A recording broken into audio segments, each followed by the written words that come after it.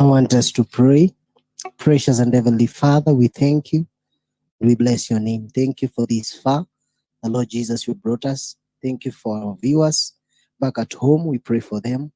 As we're going to start this session, we pray that Jesus, may you bless us and may you touch us all out there. In the mighty name of Jesus, we pray, trusting and believing. Amen. Amen.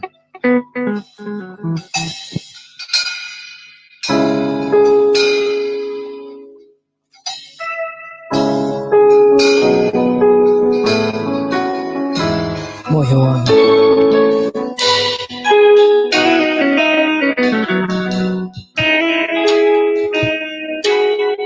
hallelujah, we bless your name, Jesus.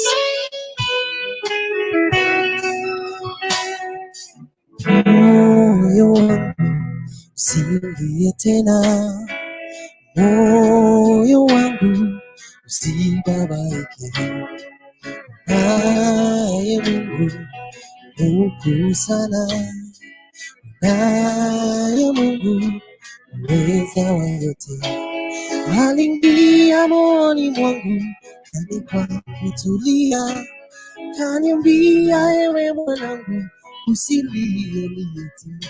Aliingia moyoni mwangu, kanipa kutulia, kaniambia ewe mwanangu usilie tena. Ninajua shida zako, mimi nitazitatua. Bila Yesu mimi ni mtu bure. Bila Yesu mimi ni mtu bure. Yesu ni wangu, kati huzuni Yesu ni mfariji, kati vita Yesu ni wangu, katika njaa Yesu mkate wa uzima. Yesu kimbilia, hajawahi kuniacha. Yesu mwanga wangu, mahali pa kuficha. Yesu kimbilia, hajawahi kuniacha. Yesu mwamba wangu, mahali pa kujificha. Anajua shida zangu, yeye anazitatua. Bila Yesu mimi ni mtu bure. Bila Yesu mimi ni mtu bure.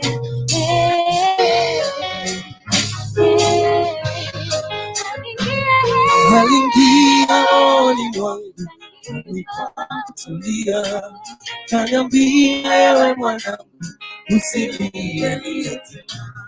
Aliingia moyoni mwangu, kanipa kutulia, kaniambia ewe mwanangu usilie tena. Ninajua shida zako, mimi nitazitatua. Bila Yesu mimi ni mtu bure. Bila Yesu mimi ni mtu bure.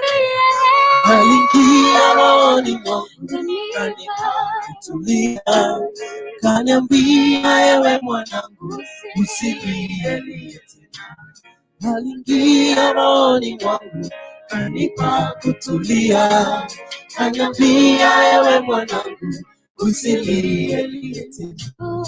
Ninajua shida zako, mimi nitazitatua. Bila Yesu mimi ni mtu bure. Bila Yesu mimi ni mtu bure.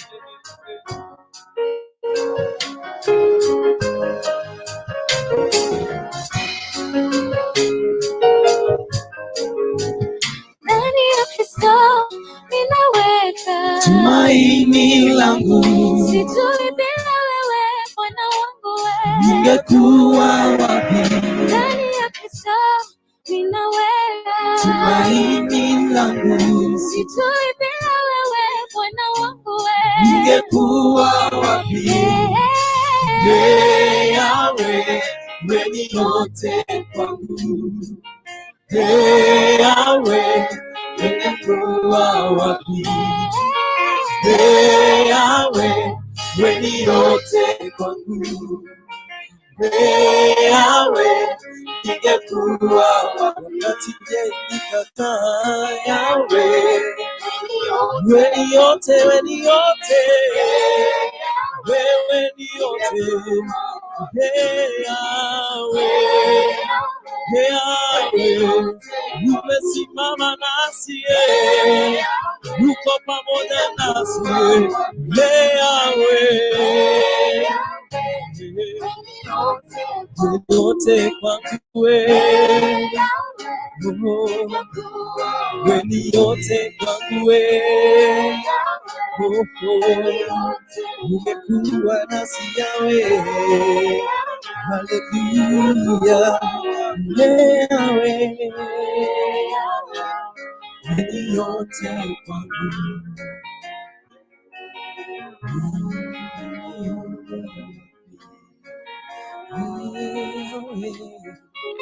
yote kwangu.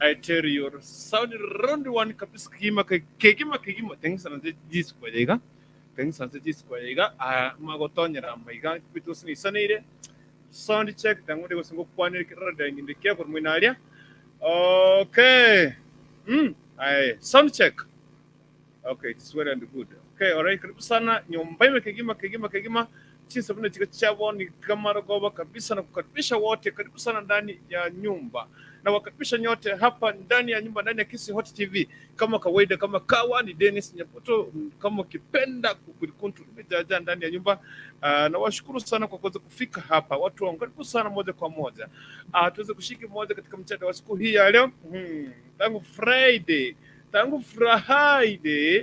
hatujapata na hapa weekend mzima weekend yako ilikuwa vipi by the way weekend ilikuwa na wakupeleka aje niambie weekend ilikupeleka vipi kuna birthday watu walikuwa na birthday pale wamesherekea happy birthday and here we are watu wamesherekea watu wamekunywa soda na maji so here we are today for the normal routine kama kawaida kama kawa nimeshafika ndani so I want to welcome you all watu wa team diaspora lower upper wote kabisa Afrika nzima Kenya Kisi Nyamira mpaka gari minoge sona I welcome you all in the house kama kawaida kama kawa mimi nishafika mtu wangu sikia sound check hapa inanipeleka kwa njia gani ndio tuweze kusonga mbele pamoja sawa na hapa ndio tunapata uhondo kamili uhondo wa vitu moto tunataka kupiga tu story 2 3 4 5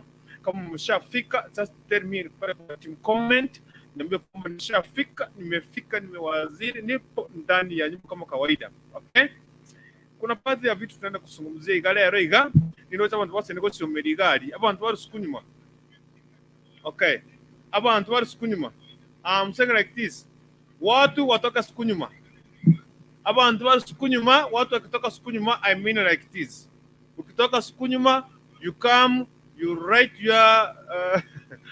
write your comment devanga na usere mega I say hi to Avocado Mena na waambia kwamba wawe na usiku mwema masiku njema by the way watu wasalimiane imekuwa long time tangu tukua hapa ndani long time yani kimba miseti mwensi pi damba chikisi echo tene chikisi bakoroka Sasa tunafikia wapi? Na shukuru sana Mwenyezi Mungu kwa wakati huu na kwa siku hii.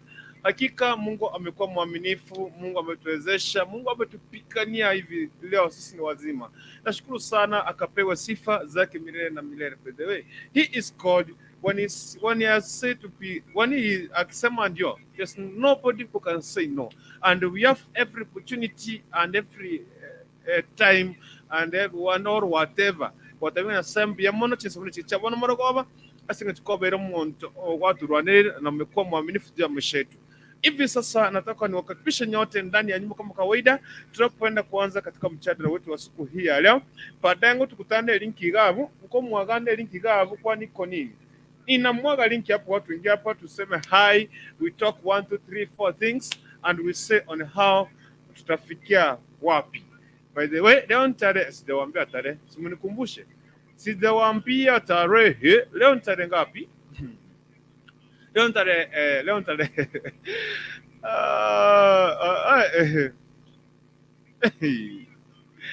wa tarehe 30 mwezi wa 8 2021, saa 4 28 Afrika Mashariki.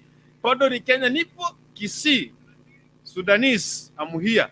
I don't know, sijui ma Sudanese wenzangu walienda wapi. Sudanese lisikini, Sudanese mwenzangu, thank you very much. Yetu ruti nyamari unamwaga unga, twende saidi tushukuru Mwenyezi Mungu. Gambira somo nguru na nyamya maiso tra kama soge malia, and then we come back, we start live and direct. Okay, funga macho yako, hata mimi nimefunga. Tunapenda kuomba. Ushe juu mbinguni, mtakatifu watakatifu, pokea sifa zako wakati huu. Asante kwa maana umekuwa mwaminifu na mtakatifu na mlinzi mwema. Tunapenda kuanza katika mjadala wetu wa siku hii ya leo. Tuomba kibali na neema na fadhili kutoka kwako. Tushike mkono, tusomee dhambi zetu Bwana. Naomba watazamaji wa Kisii Hot TV watakao tazama baadaye na wao wanatazama hivi sasa, naomba baraka na fadhili kutoka kwako. Tushike mkono, katuongoze kwa kila jambo, kwa maana wewe ni Mungu milele. Na ni katika jina la Yesu tumeomba kuamini, na watu waseme amen. Amen, amen and amen. Abantu bakwana ni kwana ni masoge malia tinsa mo chinde kwana ni masoge malia vebs ka jerite riko taba masoge malia geturuti nyamali say hi tetas mutilai. Nataka useme sema salimia watu wewe. Naona pale watu washafika. Jacking straight team comment chairman, hakikisha kwamba vitu ziko poa on that side. So before I enter some comment section, let me just begin to introduce the biggest show ndani ya Monday edition 30 mwezi wa 8 2021. Nimepakisha miezi kama 4 tu hivi, ienda December ni kule nyama. Amori mosti kule nyama, huku mandazi. The only mwezi huko kwetu tunanukisha mandazi. Mandazi yananukia kwetu, sijui ananukia, I don't know, whatever way. Toka mandazi kwa minto gari ayana top sanyaro tunakula pole pole. I don't know if you remember, ulikuwa unakula mandazi ingine ukishika unarusha chini ya kitanda, mfunguni mwa kitanda. Anyway, I want to introduce the biggest and whatever the topic of today. Okay? The topic anasema hivi. The topic is like this. This lady ameniambia kwamba wamekuwa in marriage na her husband. The husband wamezaa watoto wawili. The first born, she's a lady, and the second born, he is a boy. So the mtoto wa kwanza kuna 12 years, huyu wa pili kuna 3 years kijana. So the problem is here, mama mwanamke alikuwa anajikaza sana kuweza kutafuta pesa. Akaanzia biashara pale, kuuza kwa soko mboga, kuuza, kaingia nguo, and at the end she managed to save her money, akafungua duka. Wakati alifungua duka, so alikuwa anaenda siku ya Sunday, alikuwa anafungua duka lake, alikuwa anaenda church. So as she was going to church, siku moja kumbe mzee mume wake alikuwa na mpango wa kando. Na mpango wa kando alikuwa na mahali ambapo alikuwa ameweka duka si kwao. Hapo ni mahali ambapo walisema kwamba ukiangalia sehemu fulani location, ukifungua duka pale itashika sana. Okay? So at that moment wakafungua duka sehemu fulani. Sasa mahali pale ambao walifungua duka, mzee alienda akachukua mpango wa kando, mwanamke mwingine, msichana kwa hiyo kijiji. So huyu mwanamke alikuwa anasikiza vununu pale, alikuwa anasema mimi kama mwanamke kamili sijafanikiwa kumfumania mume wangu akiwa na mwanamke mwingine. Ni sura ambazo nasikia wacha tu nitulie mpaka wakati ambapo nitawapata mimi mwenyewe. So kafika siku moja mwanamke ametoka safari ameenda kanisani, ilikuwa Sunday, akaenda church na watoto. Akaja mzee pale nyumbani. Lakini ananiambia mzee kwamba ikifika mwendo wa saa 6 utafungua tu duka tukitoka kanisa, alafu tuende tu kuuza. Kumbe mzee alienda akatema mali pesa zilikuwa, akachota zote, kapaki baadhi ya bidhaa za kuuza kwa duka, na kisha akachukua yule msichana ambaye alikuwa na mpango wa kando, wakahamia naye katika sehemu ya Nairobi. So it has been 1 year now. Jamaa akaenda na akabadilisha namba, akaachia mama huyo hapa stress, sababu amemwachia watoto, amemwachia stress, amechukua pesa, everything, na mimpa ameenda. So mwanamke alijaribu kuweza kujukumika, kuweza ili aweze kupata utulivu na akaweza kulea watoto, na alikuwa almost lose hope. So imefika mwanaume ameenjoy kabisa na yule mwanamke pale Nairobi. Zile pesa ameisha. Pesa ameisha kabisa, ayuko ameisha. So vile pesa ameisha, hasa amekumbuka former wife amwanya amepia ametoroka. Amempigia simu, sweetie, my angel, my queen, my penini, my queenini, you know the way I loved you, nilikuwa nakupenda sana. Lakini same timetie vile vilitoka wapi vikanifuata.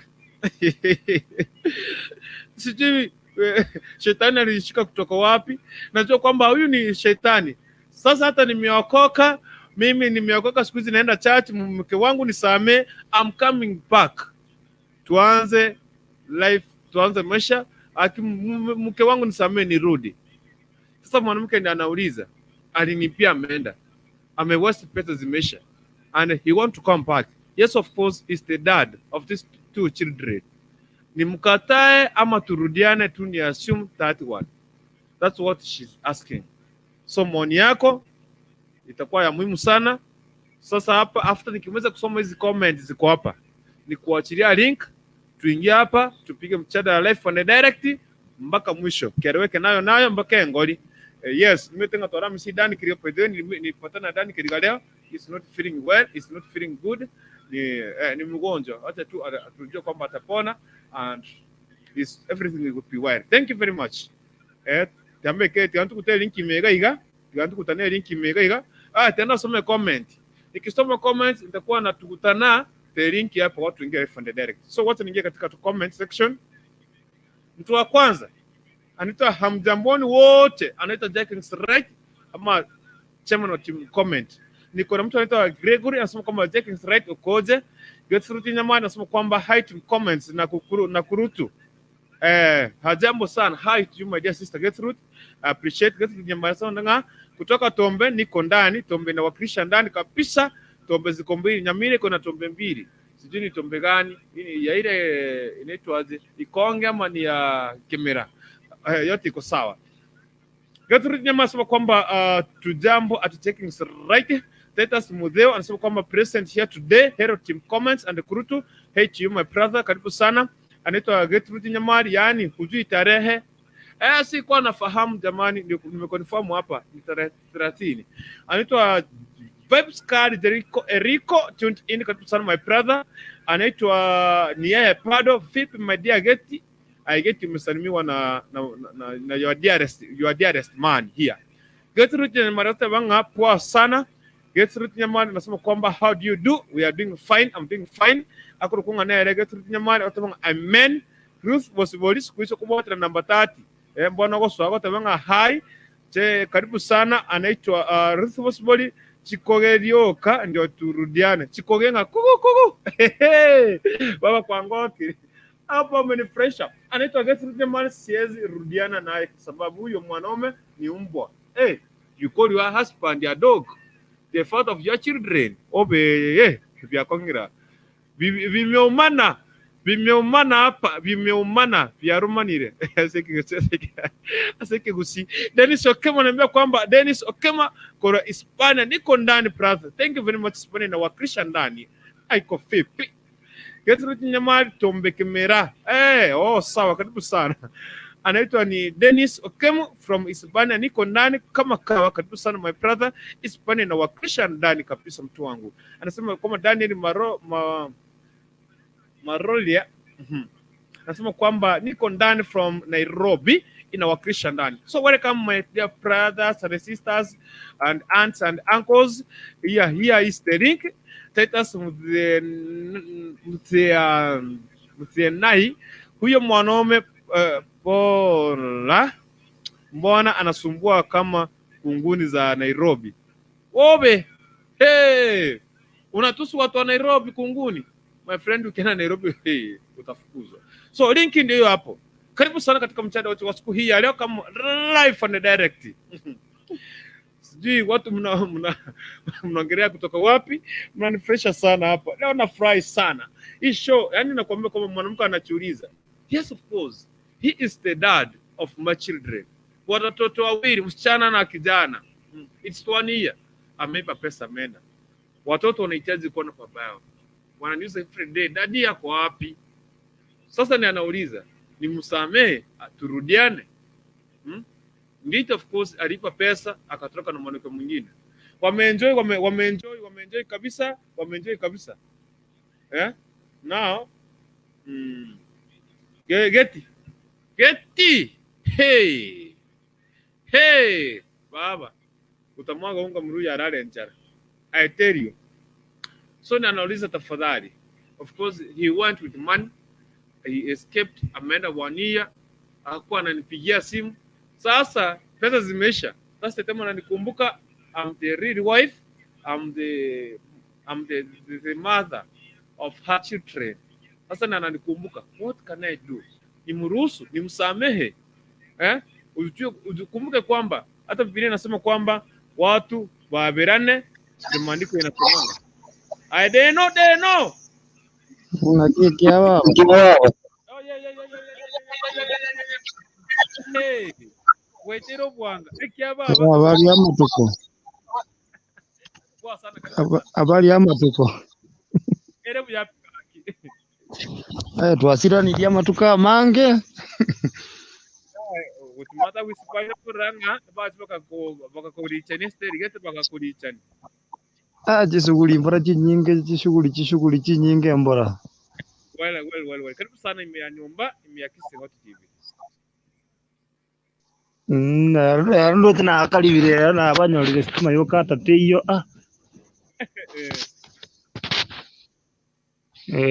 bora. Ndara bwate network imekutangia mjadala. Okay, sawa. Naomba tutumie Kiswahili kwa sababu ya Titus Mthenai. Anasema Kiswahili please. Naomba kila mtu aweze kuchangia kwa mkutano. Dennis Okemo, naomba umwage salama mnasalamu. Ni kigumu tafadhali. Kwa Hispania unaweza kutumia Kiswahili na Tanzania. Tata mwako ni hapa. Haina shida bro, acha kwanza niwasikilize kwanza. Salamu kwanza. Piga salamu hapo. Sasa mimi nawasalimia wote, mashabiki wote, tumepoteleana siku mingi, mjamboni wote kabisa. Hata kwanza nisikilize mjadala kwanza, ndio nitachangia baadaye.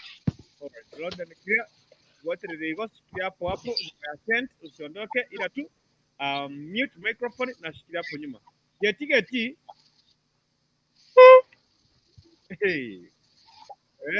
Jambo.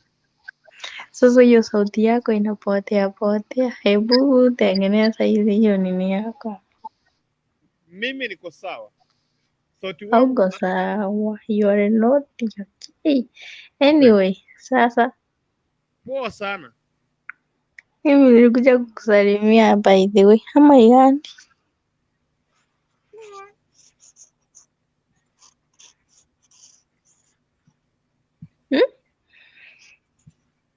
Bwana nimekuja kutusalimia watu. Acha niache salamu zangu huko nikienda. Nikirudi nipate umesalimia hao watu. Na nitawauliza. Celestine, Mhm. Fenica, Mhm. Cheigings,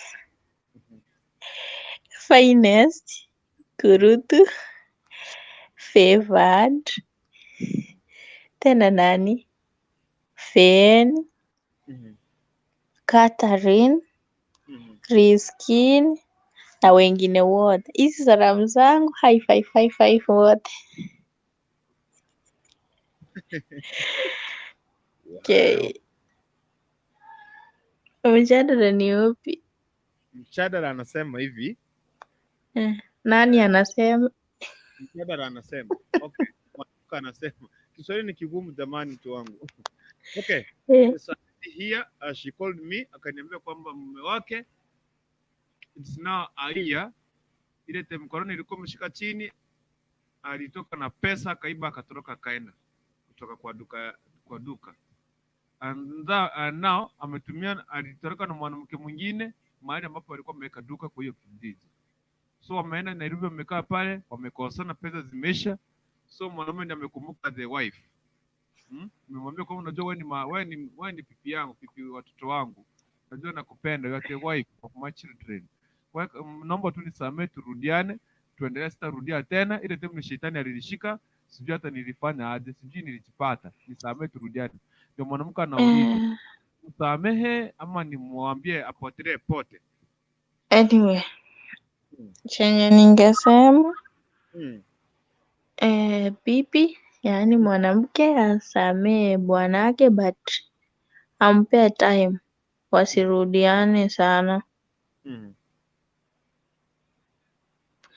So nini Dani inasema eti mbona mwanamke akienda kwao sisi tunakuwa wa kwanza kurudiana na wao, lakini sisi tukifanya kosa moja ni dogi na kunguni sana Nairobi kaki. Yeah. Anyway, by the way mi ningesema hivi, kusameheana wacha wasameheane, lakini Mhm. wakae separate, Mhm. wapeane muda kila mtu.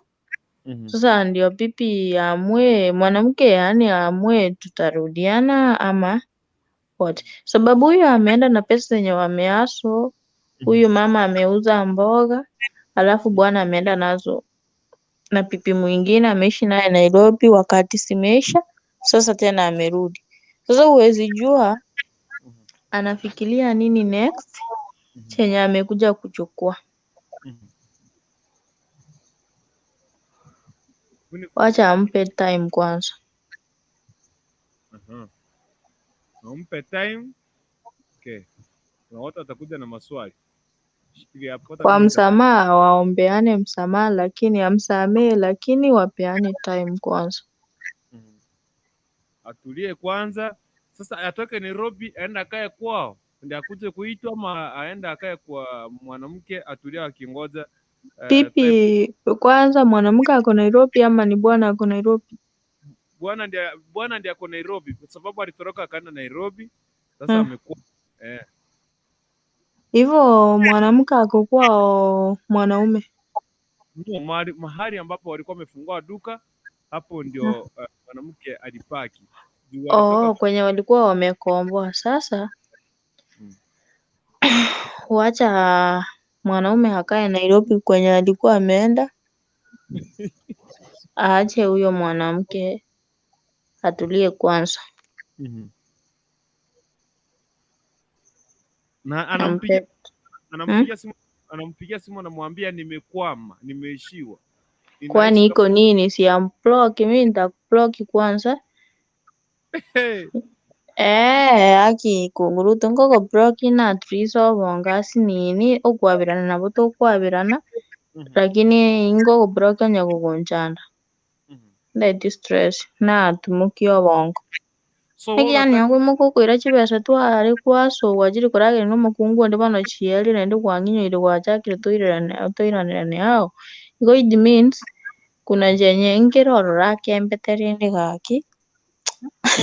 Kare ngira hata gede. Ngire kwanza kama umeona ameanza kunyenyekea, one, maybe amekuwa mgonjwa. Two, kwani umekuwa mgonjwa? anataka pipi amzalie mtoto mwingine, ampe mimba aende. Unaona? Sasa huwezi jua, unajua. Amesema hata rudia. Ameokoka, Mm. amekuwa mtoto wa Mungu. How sure eti ameokoka? Anyway, Wacha ninyamaze huku. Wacha my dear finest ya kucha niambie nimeongea vizuri ama nimepotea. hata Mr. Right yako hapa atakupomoa makujenge. Dennis Okemwa, Kiao. umefuatania hiyo mistari? Unajua sasa hii mistari hata mimi ndio nimejaribu kusikia venye Geta anasema hapo. Lakini sasa unajua msamaha, unajua mtu kama mtu ameenda na amegundua kosa lake, si obvious tu mtu anastahili kusamehewa na yakaisha tu. Lakini unajua saa zingine sisi kama wanaume kukurutu kweli tunakuaga na mambo mengine ya ajabu sana. Okay, sasa saa zingine nijaribu tena kurudi nyuma saa zingine. Yes. Ni nini mwanaume alichofikiria kwanza akapora pesa walizokuwa labda wametafuta kwa muda mrefu, ameenda amekula na mtu wake, alipata hizo pesa zimeisha, sasa ndiye anakumbuka eti acha kurudi nyumbani. Tena saa zingine wanaume tu tunaacha tuko na upuzi tu kiasi.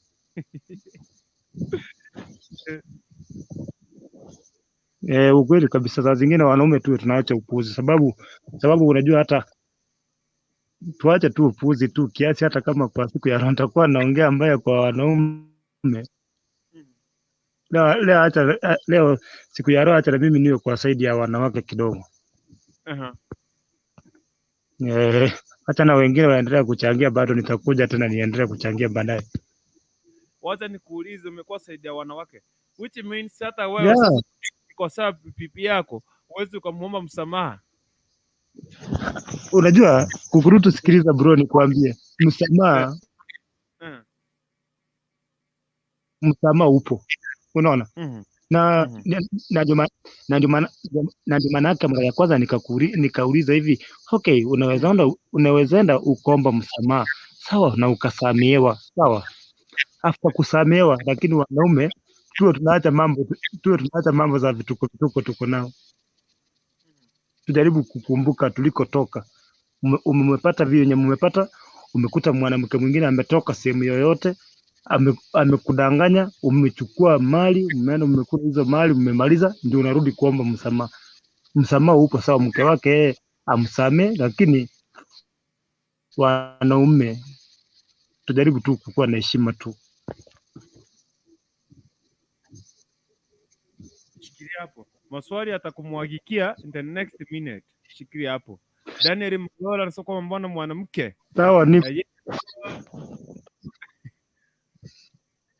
senior servant janani.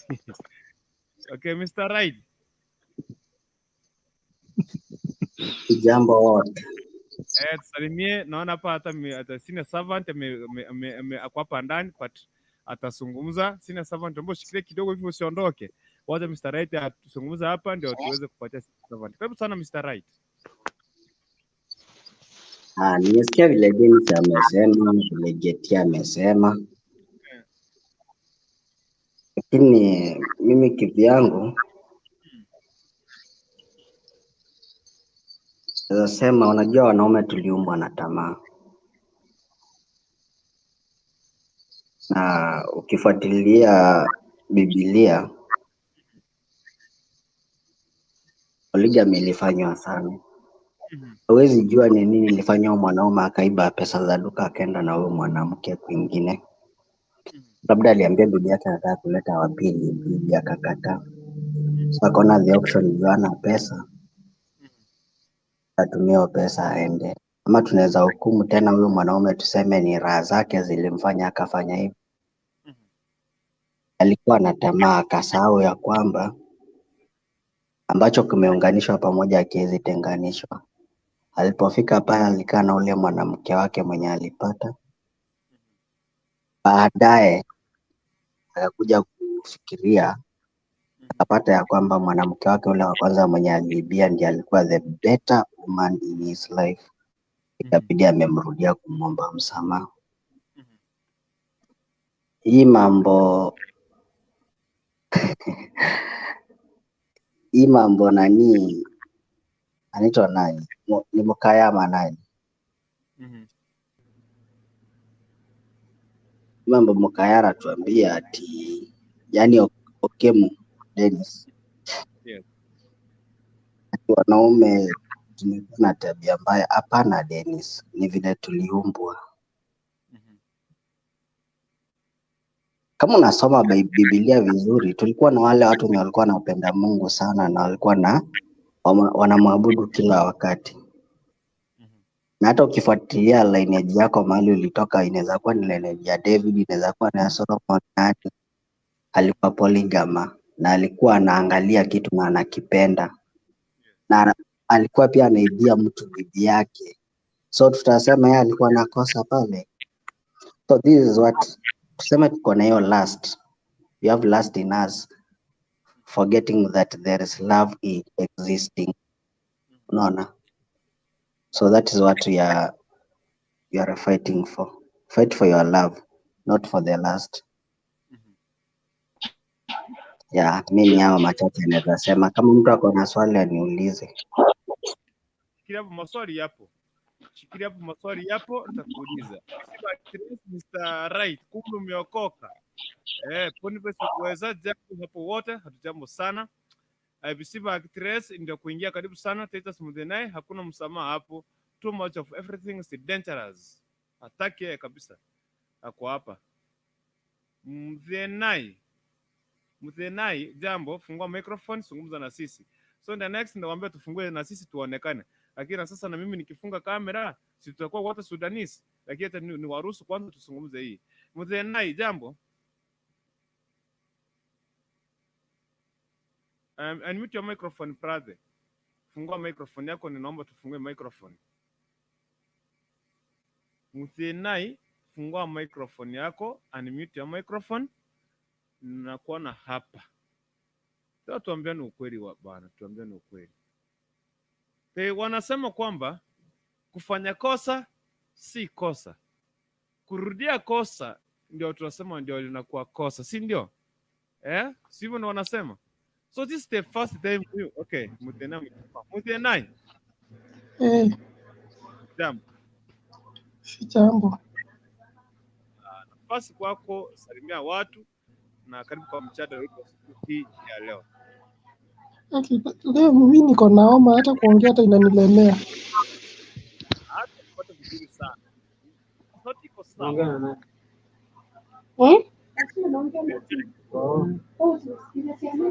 Niko naoma leo. Kwa hivyo wacha tu, hata nifanye kusikiza. Okay, well and good. Muzenai anasema kwamba anasikiza. Okay, mwa. I wanted to ask you a question. Umetoroka mpio. Come back. I was saying like this. Kufanya kosa si kosa. Kurudia kosa ndio tunasema ndio linakuwa kosa. So since this is the first time mwanaume ameipa pesa ameenda. Hiyo ndio kosa la kwanza. Kufanya kosa si kosa, kurudia ndio kosa. Hajarudia. Si mbona sisamehewe? Warudiane, aenda aone watoto. Aenda aone watoto. Akiona watoto, and it will everything to be well and good. Yes. Dennis Okemo. Wacha nikuulize swali. Uliza tu bro. Ndio kusema kwamba mwanaume hafai kuomba msamaha, ama mwanaume hafai kuomba msamaha mke wake hata kama amekosa kwa kiasi aina gani? Bro, unajua kwanza, kitu cha kwanza nimekuambia msamaha unaruhusiwa kwa kila mtu. Unaona? Na mtu ukifanya kosa unaomba msamaha. Yes. Lakini ukweli sisi wanaume tuna tabia mbaya. Je, jiulize wewe kama mwanaume, mke wako ndiye amefanya hivyo. Je, wewe unaweza fanya aje? Najua kuna maswali mengi, tu tunastahili kujiuliza tu. Msamaha tu, msamaha upo na kila mtu unajua anastahili kuomba msamaha na akasamehewa. Lakini tu tunastahili tukue tu na heshima tu. Wanaume tukue na heshima. Sio eti kwamba kila kitu eti kwamba mpaka ile kitu eti kwamba unajua hizi tamaa, unajua mwanamke tu ni mwanamke, si eti kwamba upate huyu uende kweli. Wewe utakuwa unafanya kazi yako. Alifanya hilo kosa sawa, ameomba mke wake, amesamehewa, atarudi nyumbani tena, kesho atakuja tena, atapatana mwingine, kipindi tena wamepanga tena biashara kubwa, tena atachukua pesa tena, ataenda tena, ataomba msamaha. Kwa hiyo utakuwa unafanya kuomba msamaha mara kwa mara. Lakini sasa si amesema kwamba kufanya kosa si kosa, kurudia ndio kosa. Hajarudia, ni kosa la kwanza kabisa amefanya. Tutaaminije? Sababu unajua sisi ni binadamu. Unajua binadamu kusema ni rahisi. Si kusema tu ni unajua okay. Kukurutu, unajua hata mimi venye niko hivi, mimi kama Deno niseme hivi kukurutu nisamee, sawa, utakuwa umenisamea, si unaona? Tena kesho utapata, unajua mtu, unajua inafuatana na tabia za mtu venye na tabia zake. Bado utapata mke wake atamsamea. Unajua wanawake, unajua okay, wana huruma. Unajua mwanamke yeye ukimwambia atafanya nini, atakusikiliza sababu wewe ni mume wake, unaona? Lakini sasa bado tena hata kesho utapata tena lile kosa tu alilofanya, sababu unajua ameenda mbele, amekwama tena, baada atakuja tu atarudia lile kosa alilofanya. So asamehewe lakini wasirudiane. Ni heli tu asamehewe lakini wasirudiane. Mapenzi Dennis. Na kama amerudi na pesa, usisamehewe. Inaongea ikikatakata, hata sikupati poa. Chanzo cha mwanaume kutoroka na Aliiba pesa kutoka na huyo mwanaume. Ndio. Labda ameenda pale angalia, sasa this is my love, the love of my life. Arudi na amerudi na hizo pesa. Nataka kuambia mwanamke asimsamehe. Okay. Kama amerudi na pesa, na unajua sisi ni wanaume, unaona right? Unajua okay, sisi ni wanaume, na mimi si eti kwamba nimepingana eti si mimi sio mwanaume na hata siwezi kosea, unaona?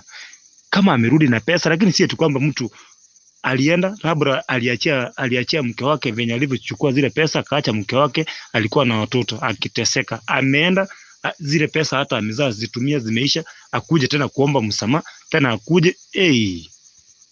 Hebu chifikiria kama ni wewe, mke wako akupole vitu, aende atumie na mwanaume mwingine, warudi sasa hivi tena akuje kukuomba msamaha tena mrudiane. Unajua that is different. Maybe this wife of the man alikuja kwa hiyo nyumba akapata huyu jamaa ashatengeneza hizo vitu zipo. So hatujajua hizi pesa ziliibiwa. Hii biashara ilikuwa ya nani? Ilikuwa ya mwanamke ama ilikuwa ya mwanaume? Unajua hapo bado hatuko sure. Unaona? Lakini kukurutu ndio hiyo biashara ilikuwa ya nani, ndio tuendelee mjadala zaidi. Alafu kitu kingine, wana watoto ama hawana watoto? Unajua there's some keywords tunafaa kujua. Nakwambia kwamba biashara ilikuwa ya mwanamke, alianzia kuuza mboga, akakuja kauza nguo, kisha baadaye akafanikiwa kufungua duka. Halafu wako na watoto wawili. Mtoto wa kwanza ni msichana, ako na miaka 12, na wa pili ni kijana, ako na miaka 3.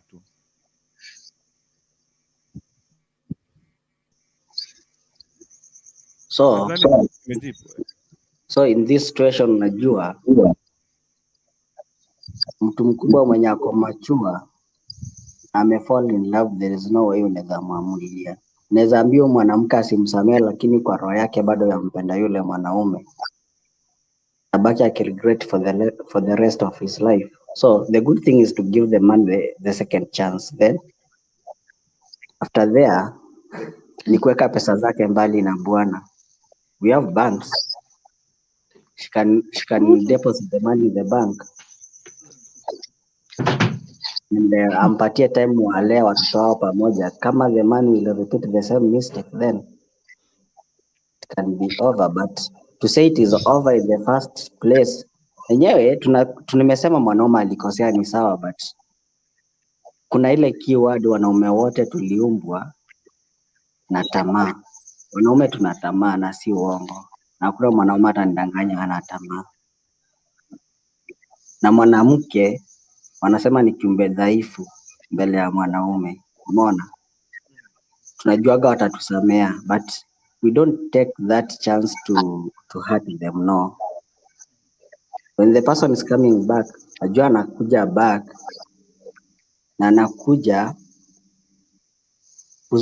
kusiba lile pengo ambalo alifungua. Kwa sababu tena akikujaribu zaidi, huyu mwanamke hata hawahi tamani kuwa na mwanaume katika maisha yake. Itakuwa amemfungulia kidonda kubwa sana katika maisha yake. Which of this wound will never heal, unaona? So, wanaume tuache hii mambo. If you don't have someone, just tell that person I'm not in love with you. Kwa sababu the same thing akirudi kwa huyu, the woman mwenye alitoroka na yeye labda alienda akampenda, atabaki bado kama ako hearted another side. If you are deciding to marry them both. Tell them both, I have this woman and I have you. Wajue tuko. Unaona? But si kutoroka na mmoja unaacha wengine wakiume. And this one has your kids. Unaona? Watoto wako. So take care of your kids first wako. Kama ni raha zingine zifanya, lakini mwanamke asijue, ama mwanamke kama unafanya fanya, lakini bwana wako asijue. Ya ni hayo. Ndio hiyo mister, mimi kitu kwanza ndio hiyo kwanza kurutu. Naona mimi hata sasa hivi ndio nilikuwa naangalia kitu kingine, hata Nyaboke ndio siji Nyaboke ndio nilikuwa naangalia sasa hivi tu, muda sio kwa mrefu. Ndio hata ndio nimejaribu kuangalia, akasema haustahili kuingilia watu ambao wamejifunika blanketi moja. Ni sawa, lakini mimi kama mimi deno, kiukweli mtu alipitia njia gani akapata hizo pesa, amepanda mpaka wako na watoto, mwanaume amekuja amechukua hizo pesa. Huyo mimi naweza muita ni mporaji. Amepora hizo pesa, ameshachukua, ameenda amekula na watu wengine, hata nauli imemkosa ya kurudi, then anaweza kuja msamaha sio vibaya, anaweza kuja mimi nimsamee na yakaisha. Mimi kama mimi ninajisemea mimi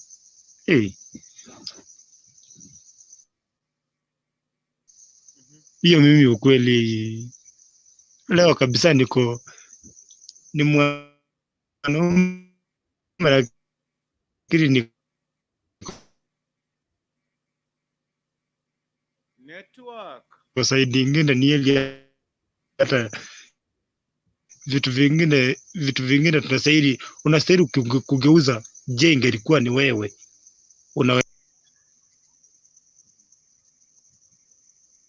Okay. I'm asking Iga. Nitauliza swali hapa. Nitauliza, wacha kwanza nisome hizi comment mbili. Nitauliza swali. Okay? Mapenzi ni masense. Mapenzi na masense. Anaitwa Kahamwini Fifad Mugaka. Kusamehea I can, but kurudiana never. Kwani mimi ndio nitafutie yeye aende kujinize. Ala Piento Panado anasema kwamba I'm in. Evisiva actress.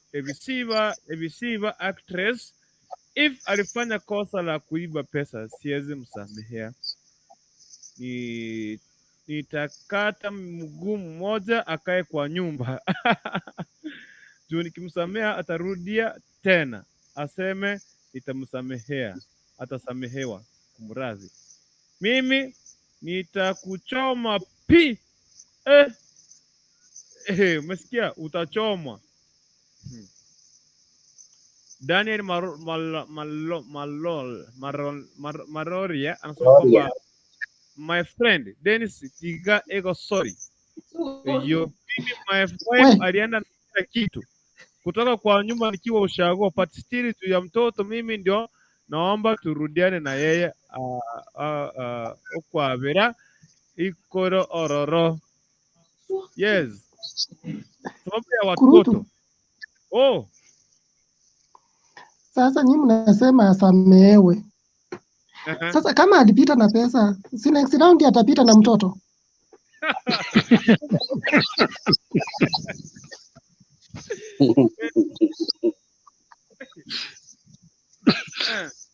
Yeah, kwa sababu ameacha watoto kwa hii boma. So, yeah. Anataka kuona watoto wake pia, na akiwaiba utafanya? Watoto ni wake. Labda mama aseme watoto si wake. Unajua mama ndo anajua watoto ni wa nani. Sasa si nikikuoa tukishi na wewe, ukae pregnant tunalala na wewe. Tunaweza kuwa tumelala na wewe saizi nimeget pregnant, but nilikuwa nimeget hiyo pregnancy saa 7 ya mchana. Ndio hiyo mister, wewe kukurutu hata nikwambie bro. Unajua mtu anayejua mimba ni mama. Sisi wanaume hatujui. Hata wewe kurutu hiyo baba yako. Ni wako. Hiyo baba yako ukifuatilia vizuri utapata si baba yako. Mama ndiye anajua.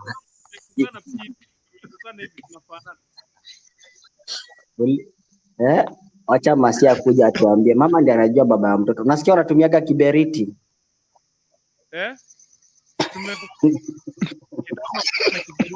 Mimi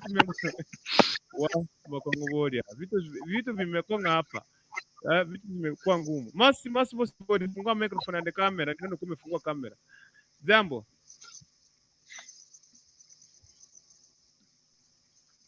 Hey. Habari wako? Mzuri yangu. Kama mmeamua kufunga kamera nyinyi yote.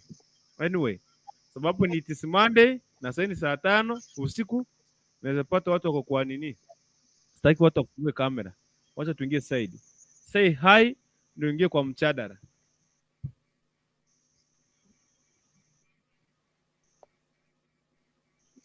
Naomba patia mtu mwingine kwanza, narudi baadaye. Sasa huyu amesikia hapa, amepiga, anataka tuambie. By the way, they know. Ukisema mwanamke wasirudiane. Sasa unataka watoto wakwe wa nani? Watoto wanataka kuona papa yao. So unataka mama ambie watoto vipi papa yao ako wapi? Kwani si watoto wakikuwa watu wakubwa wanajua mama yake atawaonyesha babake ni nani? Yes, but they're asking. Hiyo ni hivyo. Mimi mtoto akikuwa mtu mkubwa atakuja hata utapata okay. Kukurutu acha nikuulize bro, unajua hapa sasa tuambiane ukweli. Hata kama ulikuwaga hata tuseme sasa hivi hata mimi niko na wife wangu hata sasa hivi yuko hapa. Hata tukipata nilikuwa na kampango kakano. Kakiamua kuletwa katakuja. Unaona? Mama atamwambia rudi kwa baba yako ndio yule. Unaona? Watoto wakikuwa wakubwa, mama atawaambia baba yenu ndio huyu. Sasa lakini mzee, kiukweli mzee huyu alifanya kitu kibaya. Kusamehewe lakini alifanya vibaya. Sasa atakuja sasa atapata hata mama tena ameenda tena hata kwa kikisiko sasa ameenda vibarua tena amekuja tena amepata viera vyenye amepata tena ameweka biashara nyingine tena mzee bado unajua mtu tabia ya mtu haiwezi badilika. Tena bado atakuja atapora tu bado atafanya nini? Tena atachukua tena kingine tena wataenda nako.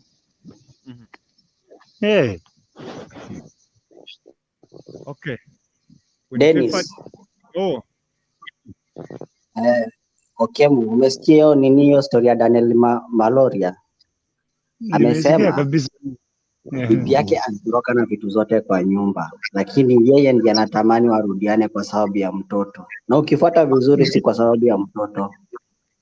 Mr. sikiliza basi na mimi nikuambie, Ni unaona mimi ule kama Deno upendo ambao walikuwa nao katikati yao, hiyo, sikiliza kwa na mimi sababu basi kama angekuwa nikuambie, anataka hata warudiane kwa sababu ya mtoto, anaweza ehe, enda katika ofisi za watoto, mtoto akifika 18 anakuja kwa baba yake, unaona. Lakini kwa ule upendo na ule mwanamke wake arudi, ingawa alimkosea. okay, Lakini sikiliza bro, na mimi huyu basi nikuambie, wewe kukurutu ni alichukua pesa ambazo tunaweza tafuta tena tuzipate, unaona. hey, Akamwachia vitu zingine zote kwa nyumba, hakuchukua anything in the house, only the money. bro, hata kwanza na mimi Mr. basi nikuambie, unaona kukurutu mimi naongea kama Deno, unaona. Hata mimi nilikuwa na wife wangu. Sasa tujaribu sasa kuambiana ukweli. Mimi hata mimi venye niko hivi, wife wangu nakumbuka siku za miaka ya nyuma. Nakumbuka nikiwa nimeenda kazini. Unaona kukurutu hata sasa, hata hiyo mimi ni story ambayo imewahi nitendekea. Kipindi nimeenda kazini, nikakuja nikafanya nini? Hata ni story hata ni ndefu, hata ni kama ninataka kuisahau, lakini kipindi nimeenda kazini, kurudi kutoka kazini, nikapata yule mwanamke amechukua vitu ndani ya amefanya nini? Ameenda. Bro, lakini okay. Mimi nakumbuka huyo mwanamke aliendaga mpaka hata na mimba bro. Lakini mpaka leo hii anatamani kurudi ukweli. Labda unajua kila mtu inafuatana na msimamo wake. Mimi nilimwambia okay, nilimsamea, lakini kutoka hapo sasa atakuja achukue hata vile ambavyo nimepata, basi atakuja tena atachukua vyote. Mtoto akikuwa mkubwa atamleta, atamwambia baba yake yupo. Na inaisha hiyo. Unajua kwa mtoto anaweza kukataa sababu ulikuwa wapi kutoka. Unajua mtoto anaweza kuwa fanikiwa kukataa. Wacha tupate when favored what. Oh. Leo bro, leo nikasaidi kabisa. Hata akinikataa pia ni sawa. Mr. Right. Na kupata Mudiani. Mr. Right, wacha kuongea. Mimi naitwa Mudiani. Wacha kusema mambo ya kurudiana hapo eti wasameane. Wanasameana nini? Sisi akijua kunusa, hata akirudi tena atanusa tena. Mapenzi ni mapenzi.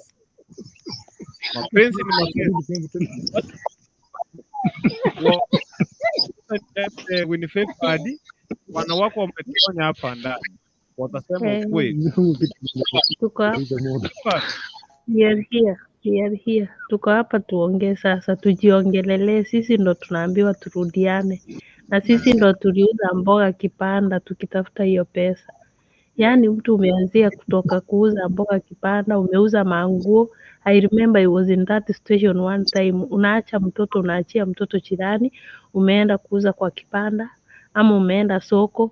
Ndo huyo unakimbia masoko, mara ni Kirigoris, mara ni Kapkateti, sijui mara ni wapi. Sasa ile umeweka kaduka, sasa umesema now I can sit down nijilelee mtoto na niko na kaduka kangu hapa. Wazimu mwingine inajiita bwana, na labda hata hakuwa anakusaidia that time ulikuwa na struggle. Sasa ndo huyo labda amekuja sasa juu kuna duka, mnaweza kuwa mnasaidiana hapo. Don't ask eti pesa ilikuwa wapi. Labda walikuwa tu hapo, stoki imeenda tu vizuri, sasa mnaweza kuja msaidiane. Kuja mzee unisaidie nipimie sukari hapo, nipimie kina mchele. And then anaona ile pesa venye iko. Yeye na akili zake na fahamu zake na wazimu zake zote anaendelea kupanga deal venye ameona side chick mwenye atapeleka out. Atafute pesa yake ampeleke out. Anachukua ile yako ya duka yenye umejitafutia, alafu anapeleka side chick out, wanaenda wanakula hiyo pesa. Na anataka mrudiane mfanye nini? Chieti. Mnarudiana kufanya nini? Mlea watoto. Tulee watoto alikuwa okay, akienda na side chick yako anakumbuka kuna watoto. Mbona hakuniambia mimi kama favor? Aniambie sasa favor, naona kitu kameanguka hapa. Wacha tupeleke watoto wetu out. Mbona hakuona hao watoto wangu ama mimi mwenyewe mwenye nimestruggle kutafuta hiyo pesa na stahili kupelekwa out, tuende out kama family, alafu anatafuta mwingine.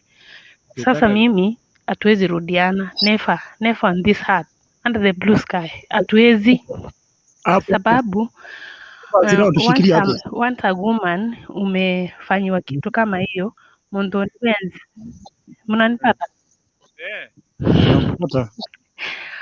Acha nijielezee. Kama umefanyiwa kitu kama hiyo, anytime unaona huyo mtu akikuja, kama umeumwa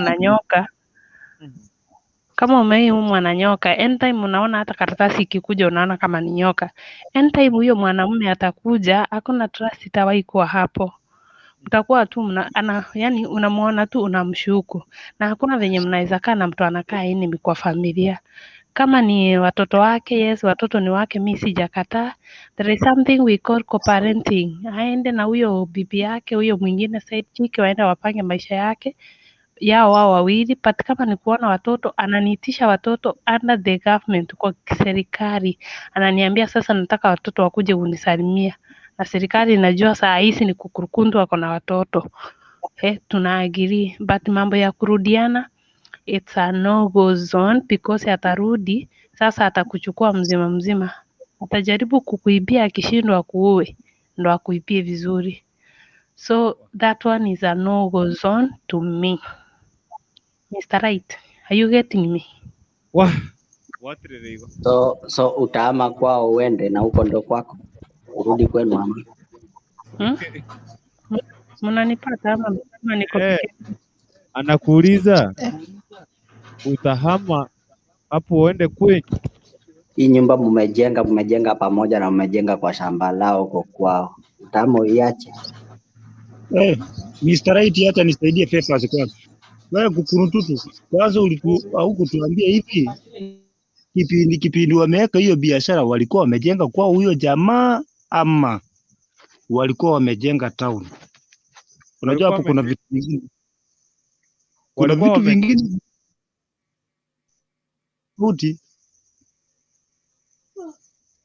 Walikuwa wamejenga. Hapo ndio tunataka utusaidie. Walikuwa wamejenga nyumbani kwao vijijini. Kijijini walikuwa wamejenga huko.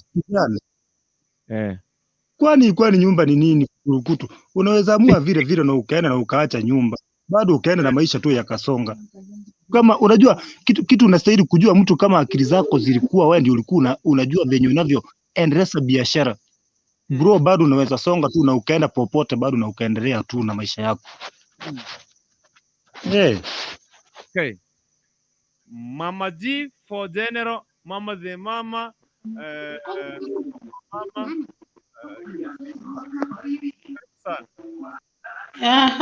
How are you? Fine. Doing fine? Yes. Yeah, so nilikuwa napita nimepampu ini kwa huu mchadara. Let me tell you, mumenifanya nimekumbuka mambo mingi kutoka zamani. Okay. Itatukwa. Yes. So, personally, okay, I've never been married, but my mother went through this situation. This situation yenye mnaongelelea saa hii, my mother went through that. Alisumbuka sana because alikuwa already ashapata, unajua ile kitambo eti ukiolewa, ukienda kwa wewe ukiolewa hivi you must stay there. So yeye sasa venye aliolewa na dadi alikuwa na mtoto kijana mmoja. So sasa si unaona amepata boma mahali anaweza kaa na yeye. So angetoka arudi kwao. So mam alipitia shida mingi sababu babangu hangetaka aone akiwa na tupesa. Afadhali watu wateseke, akiacha kabiashara kidogo anachukua pesa zote, anaweza mfuata hata kwa soko, anamwaga kila kitu, mpaka imagine vile tumekuwa wakubwa hivi. Anamwaga kila kitu. That thing ilimpea stress mpaka akapatwa na diabetes. What am I trying to say? I'm trying to say that ukipata mtu mwenye hataki muendelee pamoja, mguro pamoja, you better walk out. Venye ametembea hivyo wewe toka, wacha kujilazimisha eti ata change. Huyu mwanaume hakuna mahali mtaenda na yeye. Huyu mwanaume hakuna kitu atakusaidia. Amwezi grow na yeye. Mimi naambia huyo mwanadada aende, sababu asiendelee kujifinyilia hapo, apate magonjwa, arudi nyuma, apate alisa, sababu ya kukaa na mtu mwenye achui mbele wala nyuma. Right now we are thinking of kupata, yani kila mwanamke ni ombi lake apate mwanaume mwenye ako straightforward, anataka mwanaume mwenye anajua chenye anataka in life. Imagine unapata mwanamke mwenye ana support familia. Do you know that is a big favor? Yani ni baraka. Yani unapata mwanamke anataka kukusupport, mwanamke anataka muendelee, mwanamke mwenye anashika hapa na hapa na hapa, anataka kuona familia yake inaendelea. Alafu wewe mwanaume na kichwa yako mzuri unachukua, unafanya nini? Unaenda naye kukula na wanawake. Sasa wewe ni mtu wa kukaa na mwanamke hard working. For me, naesambia huyo mwanadada waachane na huyo mwanamke. Huyo sasa usimpu bwana yake. Yes, hakuna kuchange hapo. Dennis, hakuna kuchange hapo. Akanyage kubwa for better tomorrow. Ni hivyo, hata mimi ndio nimeambia hivi kukurukutu hakuna, yes, yani kama ni mbaya. Watoto wana wapi? Wacha nikuambie, kama ni watoto, huyo mwanaume kwanza mwenye anachukua pesa za mwanamke mwenye amehustle, huyo ni mtu mwenye anaweza support watoto kweli? Mimi namuombea, let me tell you. Hakuna hata kupelekana ofisi ya watoto. Huyo anasema mimi sina, hata anakaa tu shida. Let me tell you something. That lady akanyage tu kubwa na Mungu atamwezi. I remember my mother started a business of with 500 shillings. Na imagine alikuwa kila siku akikuja kwa nyumba anahesabu pesa because alikuwa anauza nyanya, analeta omena kidogo, nyanya, si vitu ndogo. Yani she grew nikiona. You see? So huyo mwanamke ni atoke akanyage kubwa. Aende, watoto Mungu atamjalia, atawaweka shule na watagrow na atapata mwanaume mwenye atamuona hao watoto. Huyo mwenye anatoroka aende anachukua. Umekuja kunisaidia kitu ambacho nilikuwa naambia kukurukutu hivi. Huyo mama alikuwa ana biashara zake. Yeye mwenyewe ndiye alikuwa anajua kwamba hii biashara nikifanya hivi nitapata faida, nitapata hasara. Baada akiamua kumove, anaweza enda baada akaweka biashara zingine, biashara kwingine na baada zikaenda. Na ukiangalia vizuri Dennis, huyu mwanamke ni kama yeye ndiye alikuwa breadwinner wa hiyo familia. Why should you sit down and uanze kulisha mwanaume mwenye ako na ndefu eka mzima na meno 32, hata wengine wako na 64 kwa mdomo? Kukurukutu hata kubebana na mzigo. Ukisikia mzigo umekulemea, rusha chini. Let me tell you guys. Let me tell you. Saizi kila mtu anataka mtu mwenye atamsaidia asonge mbele, si kurudishwa nyuma. Hapana. Mtu mwenye ataleta hiyo 200 shillings amwambie babe, niko na 200. What do you think we should do with this 200? Amwambie hapana, ununue mandazi moja tuume wote wawili kwa hii nyumba ya shilingi 5 bob, 195 weka mahali, itatusaidia kesho. Yes. Huyo mwanamke akanyage kubwa please. Na mimi ndio ngoja nikamwambia hivi, sisi ni wanaume. Sikiliza kukurukutu. Okay. Ndio hata nimemwambia sisi ni wanaume, tuko na raha. Lakini hata kutaka kutumia eti unataka kungangana mpaka kutumia pesa za mama, pesa za watoto, wewe ndio unataka kuenda kungangana ukale. Kungangana ukata za kwako zingine ubakisi kidogo, upatie mama aendelee na biashara. Za kwako ndio ufanyie hiyo biashara zako huko. Na hata mama asijue. Kwani unataka kuchukua ile mama ameuza nyanya na miongo. Ngurukutu, let me tell you. Imagine my father used to beat my mother na mwambia nipe nyama. What is that? Na yenye na hapo hakuna unga, hakuna kila kitu. Anamwambia nipe nyama. Mimi siwezi ona mwanamke anapitia hiyo shida. Atoke na ninajua ataendelea. Tuacheni kulaumu mwanaume sana. Inawezekana huyu mwanamke ndo alikuwa anamuita bebu akapita na pesa. Sasa utaesaje kosa kuita bwana yako babe? Utaesaje kumuita babe? Si bebu kila sana, kuna watoto. Kwani mpaka pamoja sisi mwanamke akipenda, wacha nikuambie Matrina, usiji Matrinia. Mwanamke akipenda ashapenda. Unanielewa? Wanawake hatunanga siri sana. Si namba mingi 95% hawana siri. Imagine uko kwa boma, imagine ako kwa boma anafanya mashughuli zake, maybe akona kuku wake sijui nini, wewe unatoka aisha akakuita babe, wewe ni bwana yake anaweza kukuita babe, lakini wewe mwanaume kamili unabeba pesa ya biashara unaenda nayo, na maybe huyo mwanamke alienda akachukua loan, alichukua kiombe, alichukua loan. Na hata kukurukutu niwasaidie, sababu unaona simu yangu stima hakuna, inataka kuzimika, iko 5%. Huyu mwingine venye anavyotuambia eti labda mwanamke ndiye alimtukana akachukua pesa. Hey, my friend, hata hiyo ni story tu ya story. Kupata mwanamke mwenye anakusupport unajua inagharimu nini? Wengine tunatamani hata kama hao hata tu tunapata hata wa support. Unajua kweli kupata mwanamke mwenye anakusupport inamaanisha nini? Stop whatever you are telling this mwanamke atoke kwa hiyo ndoa. Haimsaidii. Huyo mwanaume atakuja kumuua kwanza, akiona akona pesa atamuua. Niulize kitu nataka kuniuliza, sababu simu yangu inataka kuzimika. Unataka kuuliza swali kabla nipatie Modesta, nipatie mama Michelle Rotita kupare Moses tu pesa yako. So sasa niulize swali hapo ndio kisha nipatie Modesta, tuende kwake Michelle, tuende kwake Topias. Swali ni hili. Kuna baadhi ya wanawake ambao wanatorokanga na vitu kutoka kwa nyumba na kila kitu na wanaenda. Na wanaume tunawasamea wanarudi. Yaani kumaanisha nyinyi bila kosa naomba msamaha. Niongelele hiyo kitu mimi kwa side yangu, let me tell you. Hata mwanaume ukiona mwanamke anatoroka na vitu kutoka kwa nyumba, mwanamke kamili mwenye ako na akili zake kamili haezi toka na vitu. Hata nguo achitoe aende kabisa. Kwa nini kama ameenda na vitu aende kabisa, asirudi? Anarudi kufanya nini? Anarudi kufanya nini?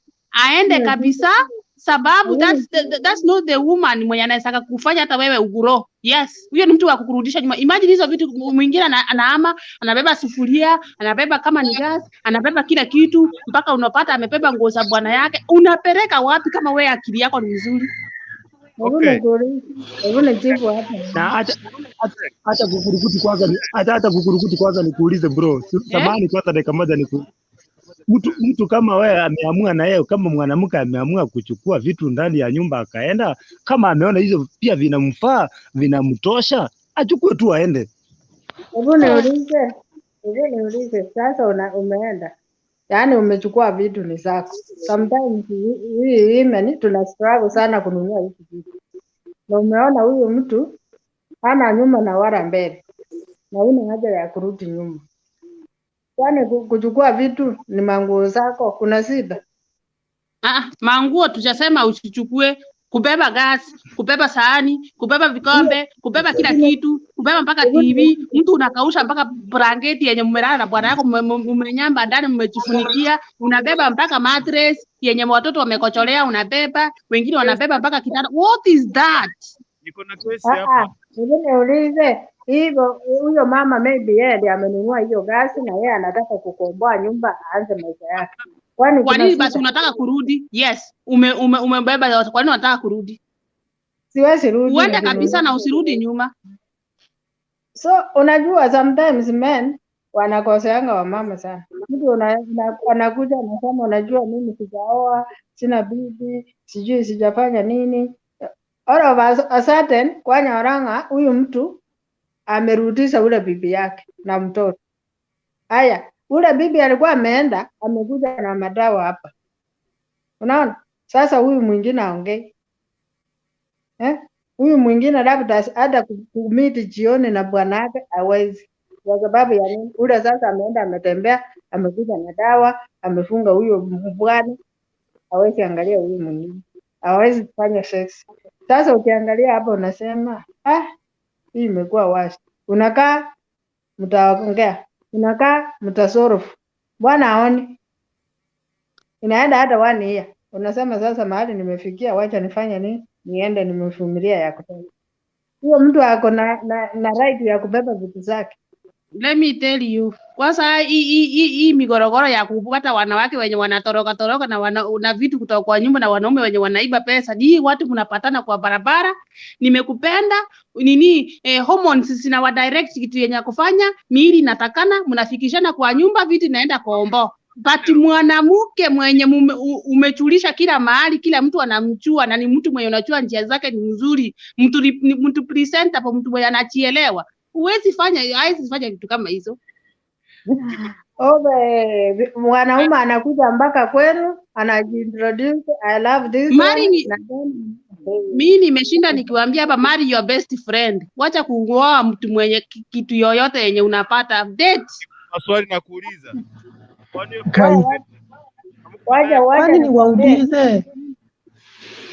Kwani niwaulize? Na mbona mnalaumu wanaume sana? Nini wakati mnabebanga vitu kwa nyumba? Nini mkienda siwaga mnarudi tena mnakuja mnaomba msamaha na mnasamehewa? Ai, hapana. Okay. Hatujatetea mwanaume. Tumesema hata mwanamke akitoka na vitu kwa nyumba aende, kama si nguo zake peke yake ameacha vitu zingine, aende kabisa. Yes. Wewe niko na kesi hapa. Kuna kitu ilifanyika last week. Kuna msanii kubwa sana. Mtu anaenda pipi yake alipepa mpaka Poksa. Akaenda nazo kama mpaka na Poksa. Mpaka Poksa. Okay. Wacha niete Modesta ndio nikuje kwake Michelle Roger atazungumza. Niko na maswali nauliza Mama Jifu, waje na kuuza swali lingine hapa. Wacha kwanza Modesta ndio nikuuze swali. Modesta? Jambo. Poa sana. Say hi na karibu kwenye mjadala na utetee wanaume. Hapana. Habari ya jioni kila mtu. Salama sana. Mlimaliza weekend aje? Salama sana labda wewe.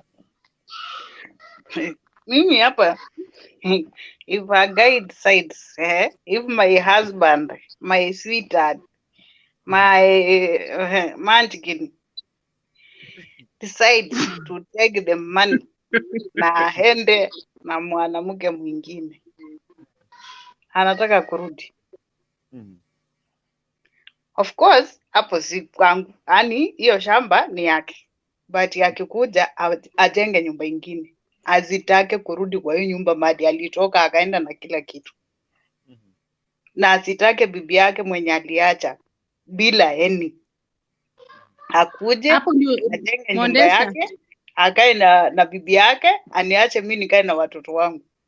Mwendesha hapo ndio utamlazimisha, leta huyo bibi, mulete hapa tuishi sasa. Mulete mtengee hapa. Aya baba. Hiyo shamba, hiyo boma ni yake. Already uko hapo. Uwezi mkataza ati.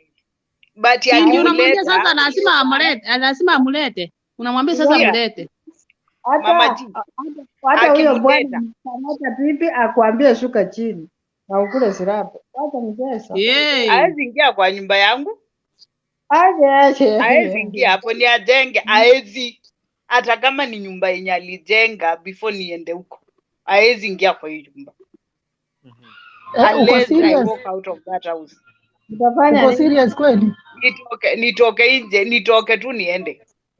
Siwezi kana mtu kama huyo kwa kitanda moja ama kwa nyumba moja, ati mnakula meza moja.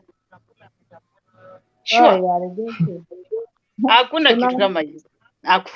Hakuna. Kwangu iliai hapa na hakuna siku tulikula na yeye sahani moja ama kwa meza moja. Hakuna siku tulilala kitanda na yeye. Alishaleta bibi, aliamua akimwambia nyumba yangu imefungwa kuvuli, hakuna mwanamke na ameniacha na mtoto nyumbani. So he comes back. Ni welcome. So my sweetheart, you have come. Akikuja afunge hiyo mlango. Of course, hata afunge. Kwani si utaenda ufanya urentishe nyumba ukae. Sasa ndio nasema hawezi ingia, lakini Raismel wale wako na force. Akiwa na force kuna serikali. Ako na force kwa nani? As for me, Kuna mwanaume anaweza kukuletea vita mpaka magego itatoka yote. Vita gani sasa? Yani sioni kama itawezekana na itaiwezekana. Alishabeba pesa, ameniachia watoto wakikufa njaa, ameenda kung'ang'ana huko na machips na kuku huko, sijui ni kwa hoteli ama ni wapi. Sasa ameamua kurudi. Wacha nikupee Hapana, wacha nikwambie ngoja. mazi. Kulikuwa na mzee mwingine wakati tulikuwa huyo mbaba alikuwa na vijana wawili na msichana mmoja. Kafika mahali huyo mzee alikuwa anafanya industry kwa madawa. Akapata mama mwingine alikuwa anaishi Muyoko na huyu mama alikuwa anaishi Githurai 45. Kumbe huyu mama alikuwa mtu wa dawa. Akachukua ule bwana kabisa. Ukiona huyo mama sura na ukiona huyu wake mwenye ameacha na watoto wake duplicate. Na huyo mama hana hata mtoto, alikuwa na msichana mmoja alikuwa uni. Na huyu mwingine watoto wake hata ndio walikuwa wanafanya class 8. Niambie mtoto ako uni na mtu mwenye mtoto ako class 7. Distance ya alikuwa anataka kumkutia tu na mwache hata bila boxer. Sikia. Sasa ikafikia mahali huyu bwana hata watoto hawakuli na watoto ni wake. Huyu mama hana kibarua, ni wale mama wako lazy. Unaona? Wanategemea bwana. Sasa akaanza kuenda masoko asubuhi akiuza mboga, anakuja na kitu kidogo. Watoto walikuwa wamezoea mikate, watoto walikuwa wanazoea chakula, baba yao venye alikuwa ananunua. Sasa huyu mama alichukua ule bwana kabisa. Mama akaanza kuaso. Unajua watoto wawili hao vijana, mmoja alishikwa na Alisas. Mtoto alikuwa anatapika juu ya stress. Baba yao yuko kwa nyumba. Wenye walikuwa wanapendana na baba yao. Mtoto anajaribu kulia. Mtoto amefika sasa, amepita anataka kuenda form 1. Baba yao hata angalii, hata hataki kujua. So watu hii walikuwa nakaa na baba yao, hawakai na mama yao. Mama na baba na wote walikuwa 2 rooms. Walikuwa wamechukua 2 rooms. Sasa huyu bwana na walikuwa wamepanga hata hiyo duka. Wakati huyu alimchukua milele, huyo mama alikuwa amenunua plot huko Muyoko, akajenga. Si alichukua huyo bwana kabisa. Huyu akalia akaanza kusunguka, hata hawakutani hata sex. Wacha nikwambie wanawake wengine. Analia nini? Aliachiwa kila kitu. Si ako na nguvu ya kufanya kazi. Bibi mama vijana. Wacha nikuulize baba, unajua hii stress ya mwanaume na mwanamke venye nakuanga, hata mikono unanga. Kwanza ukifikiria bwana ameenda na amekuachia watoto na ni town unakaa na una mbele wala nyuma. You just go back home. Unaenda nyumbani huko kama shamba iko ulime ufanye kila kitu. Uone watoto wako wako sawa. Kwanza kwa huyo mzee hakukuwa na shamba. First ujue hivyo. Haya, nyumba yenyewe huyu mbaba hakuwa amejenga. Nyumba alikuwa ile ya kijana wake ile ya Nyanzi. Ilikuwa imetopoka juu. Huyo naye hakuwa wake. Hakuwa wake. Mtu amezaa watoto hakuwa wake na hata mkisaa 5. Akishaenda ameenda. Mama shughulika, uone watoto wako wako sawa, funza watoto wako wakuje kukuinua baadaye. Usitegemee mwanaume mwenye anatangatanga. You just imagine alikufa kitambo na akakuacha ukiwa mjane. Na uendelee na maisha. As long as usiende kutangatanga uache watoto kwa mata. Ndio nasema kwanza first days mpaka ukuwe na stress. Hiyo inakuanga obvious, inakuanga stress itakuunda ikunde 1 year 2 years. By the time unakuja kurealize kumbe nilikuwa na watoto hapa wanateseka sababu baba yao hayuko. Hao ndio watakutia nguvu uanze kufanya kazi. You can't die because a man has left you. Uko na watoto. Fikiria watoto. Kuna wale wanakupata kwa sababu ya pesa. Ukiamua stress, of course stress ya mwanaume inaua. Kitu ya kwanza inakuletea ni ulcers. Uchovu. Yaani ukiangalia tu hivi unaona ni kama yeye ndiye alikuwa dunia yako yote. Unasahau hata watoto, ati ukubeba mtoto miezi 9 akakuuma tu. Akakuuma. Ukakaa labor more than 6 hours. Sasa mwanaume ndiye amekuwa wa kwanza kuliko mtoto mwenye ulibeba miezi 9. Kwanza hao wanaume wanasikia maneno ya wamama. Kitambo before I knew what was life, ndio ningefanya hivyo, lakini saa hii ni vile umekomaa. Kuna wale saa hii hata mambo na kukoma. I'm only 35 years. Nimejisimamia mtoto wangu kutoka nursery baby class mpaka ako form 2 saa hii. Hakuna vile mtu utaniambia ati mwanaume akwende na huko vile aliamua akaenda na yeye. Ndio nakwambia saa hii ni venye your mind imegrow. Kuna wale wako yanga saa hii, bwana akienda ni kulia tu tangu asubuhi mpaka jioni. Machozi nayo ilinitoka kitambo, ilikauka. Unasema hivyo? Machozi ilikauka. Na sasa unajua nini mnaongea tu kama wanataka, inafaa to solve both sides. Yaani ya kibibilia tunaambiwa tusameane.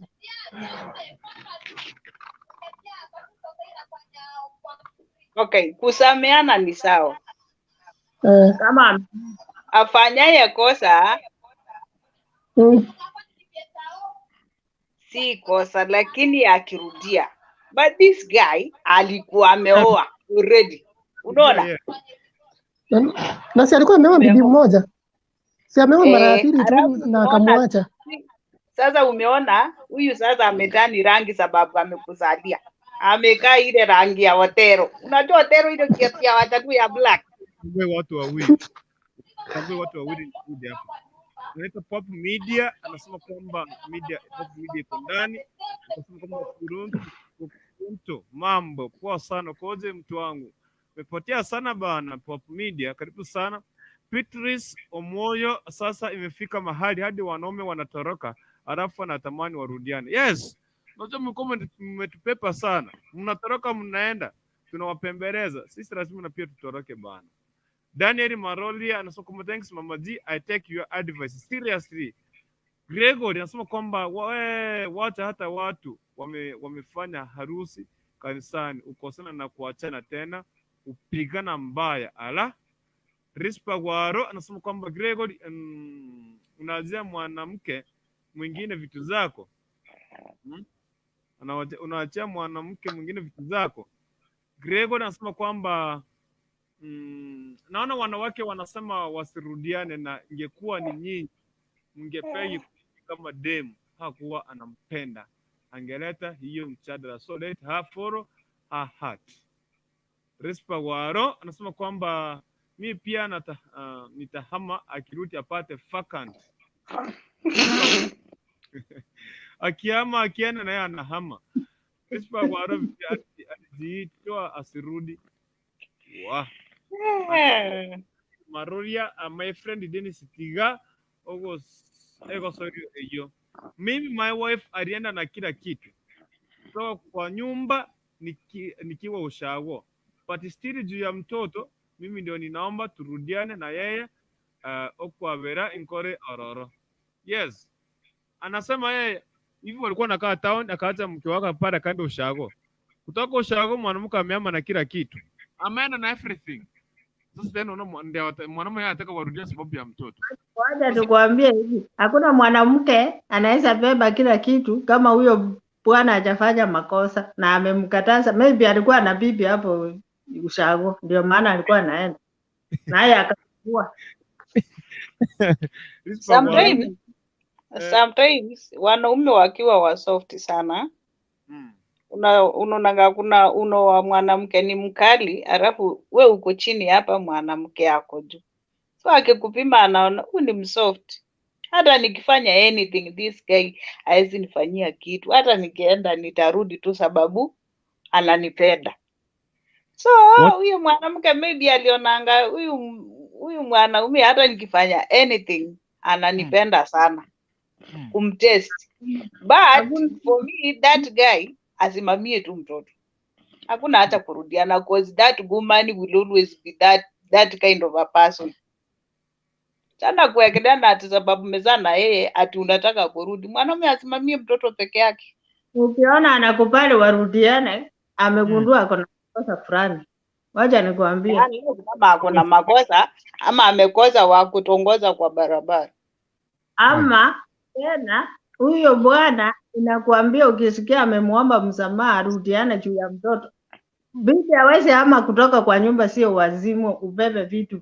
Niambie bwanaka ameenda ushago na unajua ako ushago anafanya kazi fulani. Ama kuna agenda anafanya. Unaweza ama kwa nyumba akuja apate nyumba ni fakati. Rotani resi hawakwa wanasikizana na watu wa jamii ya mwanaume wake. Ama mtae kulikuwa na kitu alisikia ama alikuwa amesema kuongea before akienda kuna kitu alikuwa anafanya huko. Ama alikosa kulipa rent mwanamke akaona wacha ame na vitu zote, landlord akikuja apate hakuna watu aenda atafute nyumba kwingine. Wangu. You tell your husband umehama. I have a friend who did that. Niko na rafiki alifanya hivyo. Mwanaume alikosa kulipa rent, akabeba vitu zote akaenda kwingine. Watu wakasema ametoroka na mwanamume mwingine, but hakuwa ametoroka na mwingine. Aliama akaenda kwingine, akatafuta nyumba akakaa. Mimi swali yangu iko hapa. Na mbona huyu mwanamke na mbona yeye aliraise hii question na yeye mwenyewe yeye hakusema ni nini ilisababisha mwanaume akabeba hizo pesa? Si angesema yeye chenye alimfanyia. Mwanamke angesema makosa naye yake. Mbona anasema makosa ya mwanaume? Wacha niwaambie. Huyu mwanaume anaambia mke wake kitu yenye nilifanya akatoka na pesa. Huyu side chick alimdanganya na mapenzi na masensi. Akapata amefanya vile huyu mwanamke alimdanganya. Baba dalete bali ya mapenzi ya hiyo. Chiko era naenda. Hiyo sasa. Asirudi aenda akudi hiyo mapenzi yake na aenda akiendanga. Ama warudi wajenge kwao, wajenge nyumba yao, asiwahi kanyaga hata kwa geti yangu. Achane na mimi. Nikae kama mjane. Hivyo tu. Kwa hivyo kumaanisha side chick anajua kutongoza kuliko huyo mwanamke. Mwanamke ndo ako na weakness. Anajua kupenda kikali kuliko huyo mwanamke mwingine. Unajua men huyo mwanamke ndo ako na weakness. Unajua men akiona kitu mpya anafikiria there is something inside. Unaona? Yaani anataka kujua hapa kuna kaukweli. Akumbuki ilistesemu atengeneze. Hapana. Anaona there is something new. Akienda kujaribu ndio anatest anapata kai. Kumbe hizi vitu zinafanana hata ya bibi yangu. Kukurukunta anaongea. Ukiona mwanaume anakucheza kumaanisha kuna vile unamfanyia kwa nyumba uko rudi umpatiangi unamlenga, lazima naye atakuwa anakulenga. Hakuna kitu kama hiyo. Si wote. Si wote. Hapo nitawatetea si wote. Wacha nikuulize hebu uliza huyu Kurutu ni wanawake wangapi? Anaitwa sikia mama, anaitwa kukurukuntu si Kurutu.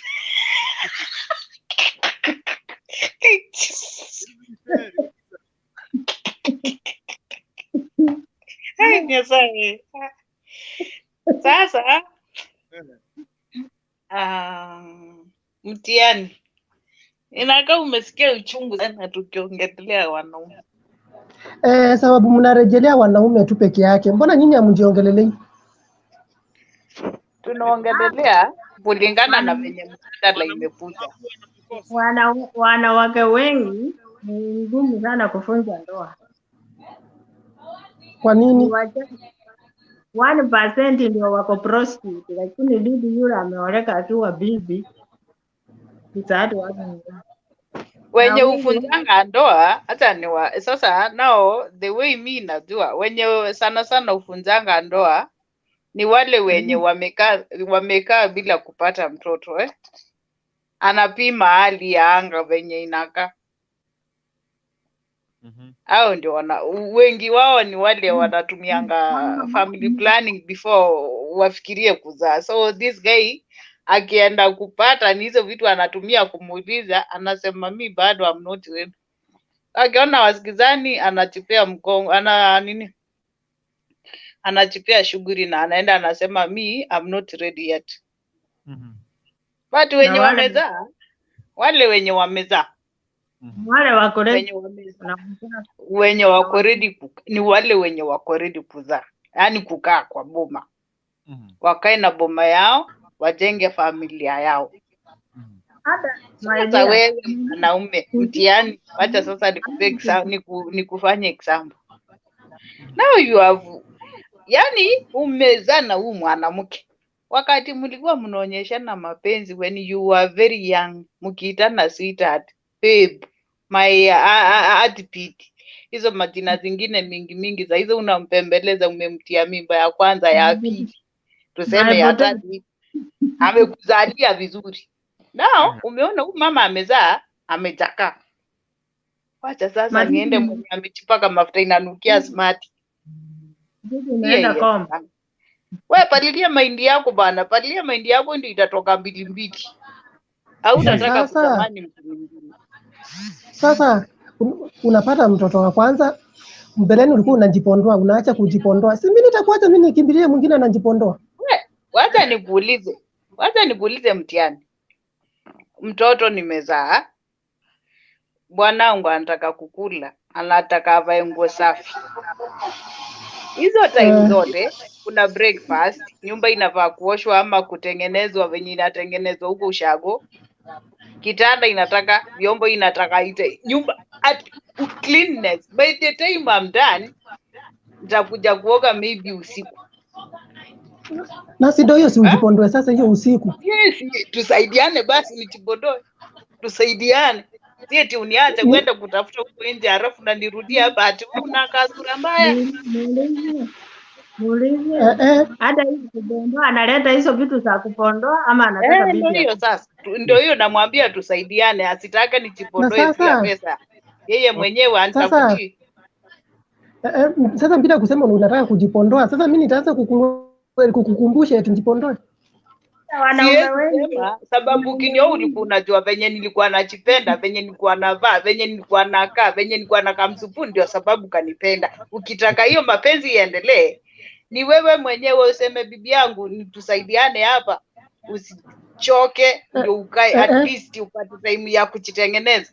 Siwezi fanya kazi through the day and yet you want to be beautiful. Kuandikia mtu yani iko nini? Ukiona kabla uolewe ulikuwa unajipondoa na ukiolewa unaacha kujipondoa, ni kumaanisha ulikuwa unajipondoa ndo upate mtu akuoe. Haki ya Mungu. Mungu akusamee wewe. Wacha tutakuja siku nyingine mchadara hiyo siku mwingine. Naona Jared Okemwa amefika, Kelvin P4 amefika. Wacha niata wanaume hapo wasungumze kama wanaume hapa. Nianze na Jared Okemwa, unmute your microphone. Tuseme hapa rispa wara tabanga akienda na Pesa ujue anakupenda, anataka apate kumbukumbu, ndio maana kuna hama hadi na Pesa. Rispa wara, don't pray for a cheating husband. Rispa wara, don't argue if marriage is not working. Know that you are not useless no matter what you are going through. Just start working hard and don't dump your kids. They are your bright future and the blessings to you. Okay. Jared Okemo. Yes. Mambo. Hapo sana. Biamonase diwageri. Yes. Hapa kwenye tena kwa topic but na kwa nasi nini naondoje is about marriage. Naondoje basubati bana. Hapana, wewe ongea Kiswahili mimi sisikii. Oh. Sawa. Chani chukue fursa hii. Let me take this opportunity to say thank you for this chance. I'm not have a topic, but nimesikia mkiongea about marriage. Yes. So I don't know the specific topic, but I can say something on it. Let me just update you uendelee. Yes. Nikupatie uhondo uendelee. Hapa kuna mwanamke anasema kwamba walikuwa wamekaa kwa ndoa na mke wake. Ikafika mke alikuwa ameanzia biashara za kuuza mboga, akauza nguo, akakuja akafungua duka. One day was on a Sunday, mwanamke akiwa kanisani, mume alikuwa na side chick pale mahali ambapo walikuwa wamefungua duka. Akatoka na pesa kwa duka na vitu zingine, akahama akaenda Nairobi na huyo msichana mwingine mwenye alikuwa side chick. Amekaa mwaka mmoja. Hiyo mwaka mmoja akiwa pale Nairobi wasungumze na mke wake. Lakini watu walikuwa wakiuliza kwamba mami dadi pia aliendanga wapi? So imefika kwa sasa ni pesa zimeisha. Zile pesa mzee Aliiba akaenda nazo Nairobi na yule mwanamke wamekosana na pesa zimeisha. Amepigia mke wake akimwambia mke wangu nisamehe, nirudi nyumbani, turudiane, sitarudia tena, nikuje tulee watoto pamoja. Nimemisi hata kuona watoto wangu. Ndio mwanamke anauliza, amsamehe warudiane ama mwambie potelea pote? Hapo inaenda na the agreement na these are family issues, but I can touch on it. Kama mume ameenda amedanganya na msichana, ija wasichana siku hizi wanadanganya wanaume, wanawashinda akili, sema hivyo. Na urembo wao venye wanajipodoa, wanajiweka vizuri, that fake skin, you know it. So after amefanya hivyo, it is a weakness to most of men we have around, Usions, even at the other tribes. Tume Kiswahili, But hiyo mwanaume kama amerudi nyumbani, amekubali makosa yake, na mwanamke yenyewe ameona ako na watoto wake, hata kama ilikuwa hivi na hivi, anafaa tu akae chini waongee as a family, uelewane. Even from the Bible, the lost son, you know it, the story. After ameenda amesponda mali yake, arudi nyumbani, akaambia baba yake, mimi nataka tu nipe kazi ya kuchunga ng'ombe mifugo yako. Lakini alimsamea, akarudi kwao, akafanya kazi. So mimi naomba mwanamke amsamee, wale watoto pamoja, na hivyo ndio mambo yanaenda. Sasa wewe Zare ndio ukimwacha nikuulize. Okay, kusamea naye nitamsamea sababu niko na watoto wake, but watarudi kulala pamoja kwa kitanda moja, wajifunike blanketi moja. Yaani kusameana haimaanishi msale pamoja. Hai Yesu. Kama maybe unawezaona kama anaweza kuwa na ugonjwa, just go to hospital, mpimwe, muone kama mko sawa, hata muende church msameane, hivyo muendelee kama mlivyokuwa hapa awali. Ati tulale pamoja. Hiyo kitu mimi sioni kama pangu mimi haiwezi fanyika. Sababu every time even if you try so hard to forget, utakuwa una imagine venye walikuwa nalala na yule mwanamke mwingine. Lakini kusamea is more than even huyo. Kusamea ufai unaweza, of course you can't forget, but forgive. I can forgive, but I can't forget. That one can't work. About yule ameacha bibi na ameenda kuleta mwingine. Alafu sasa pesa unaona kitu mbaya ni ile pesa imeisha ndiye amerudi. So na akitegea zingine na apenye na atoge na mwingine tena. Will he come back to ask for forgiveness? Hawezi fanya hivyo. Hawezi. This is a right place on Emerald. You can't. I don't think so. Sasa kosa sio kosa. Kosa ni kurudia kosa. Nikuulize, we mtiani na Okemwa. If it was a woman who did this, venye nyinyi mnakwanga mnatia askari hivyo vizuri hivyo, mungemsamea kama ni mabibi zenyu walifanya hivyo. Yes. Mungewasamea nyinyi. Yes. Kama mnachukulia na watu wa bodaboda na tunawasamea.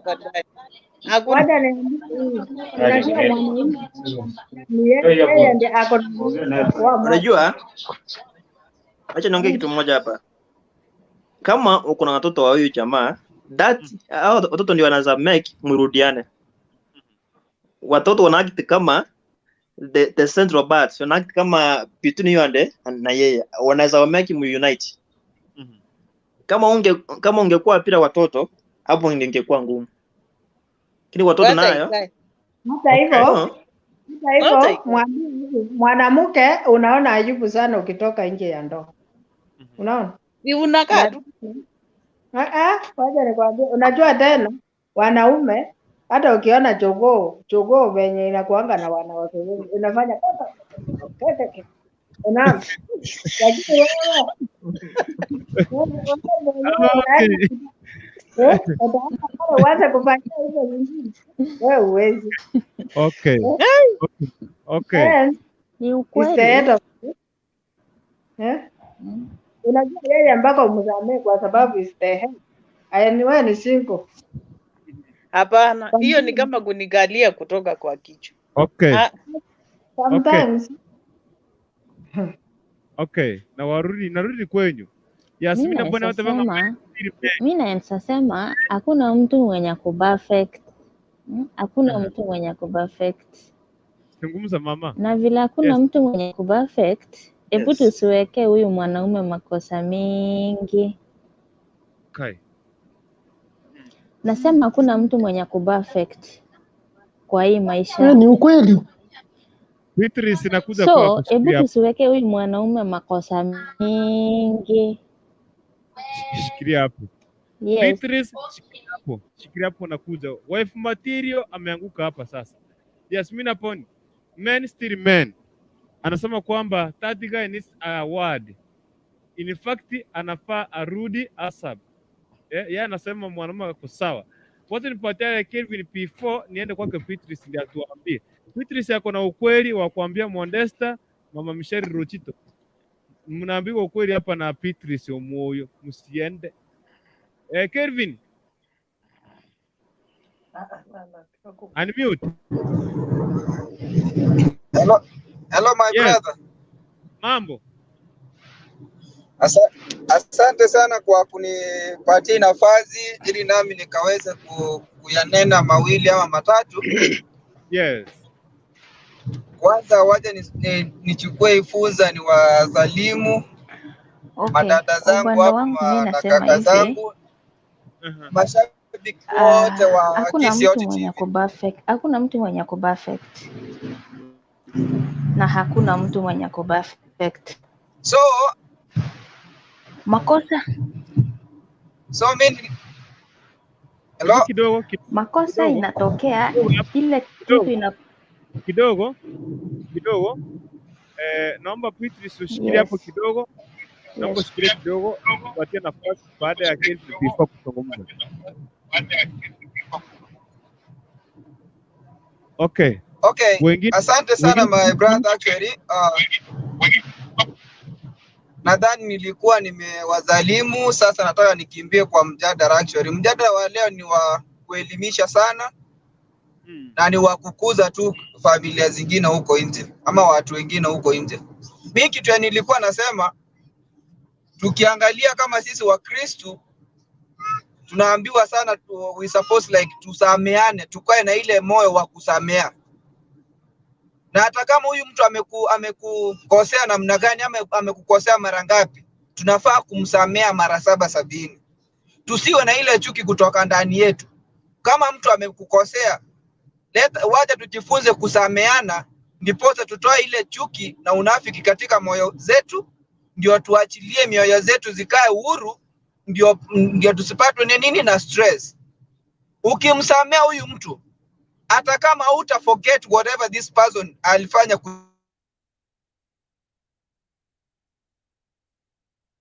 free, hauta nini na stress.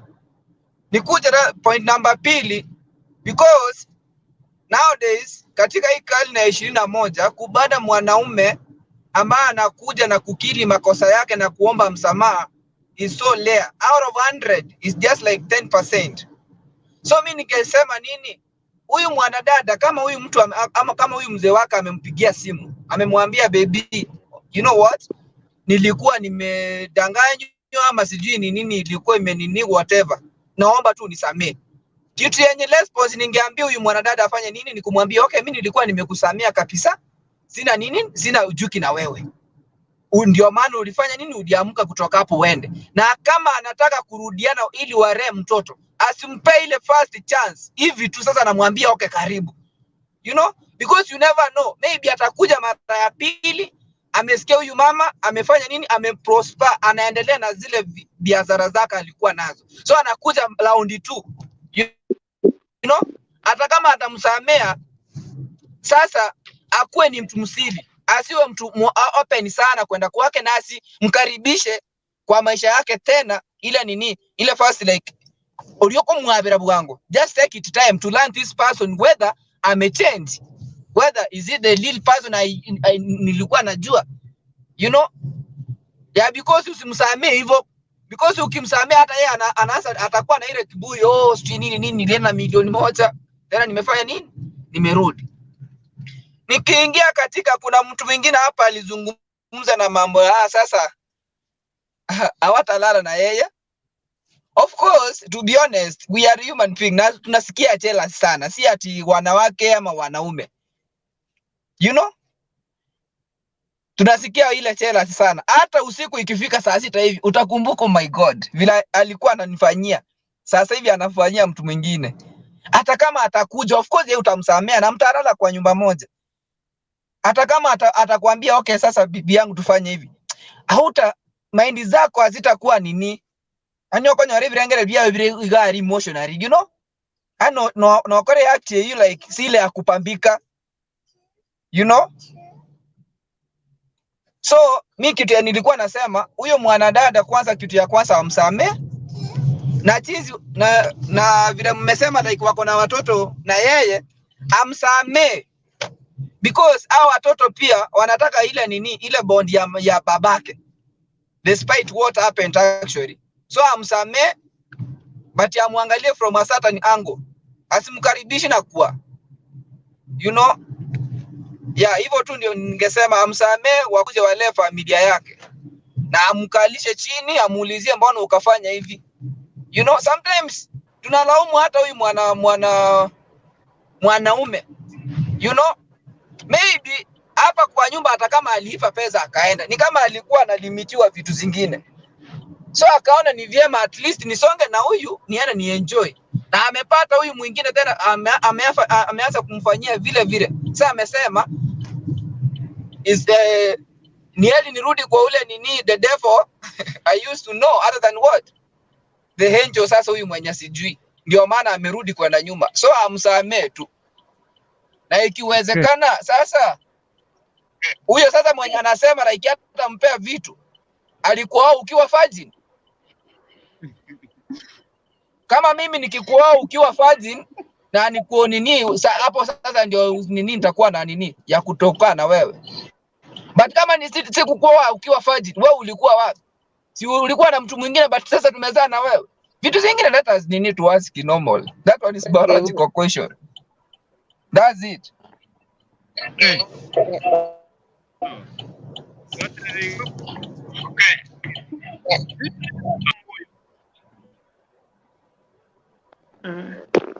Mambo. Karibu sana, nafasi ni yako. Watu waambiwe ukweli, kwani iko nini?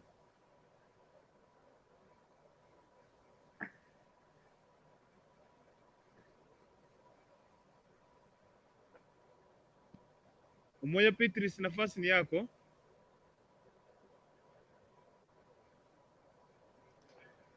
Okay, nashukuru sana. Yes, nakupata. Karibu sana.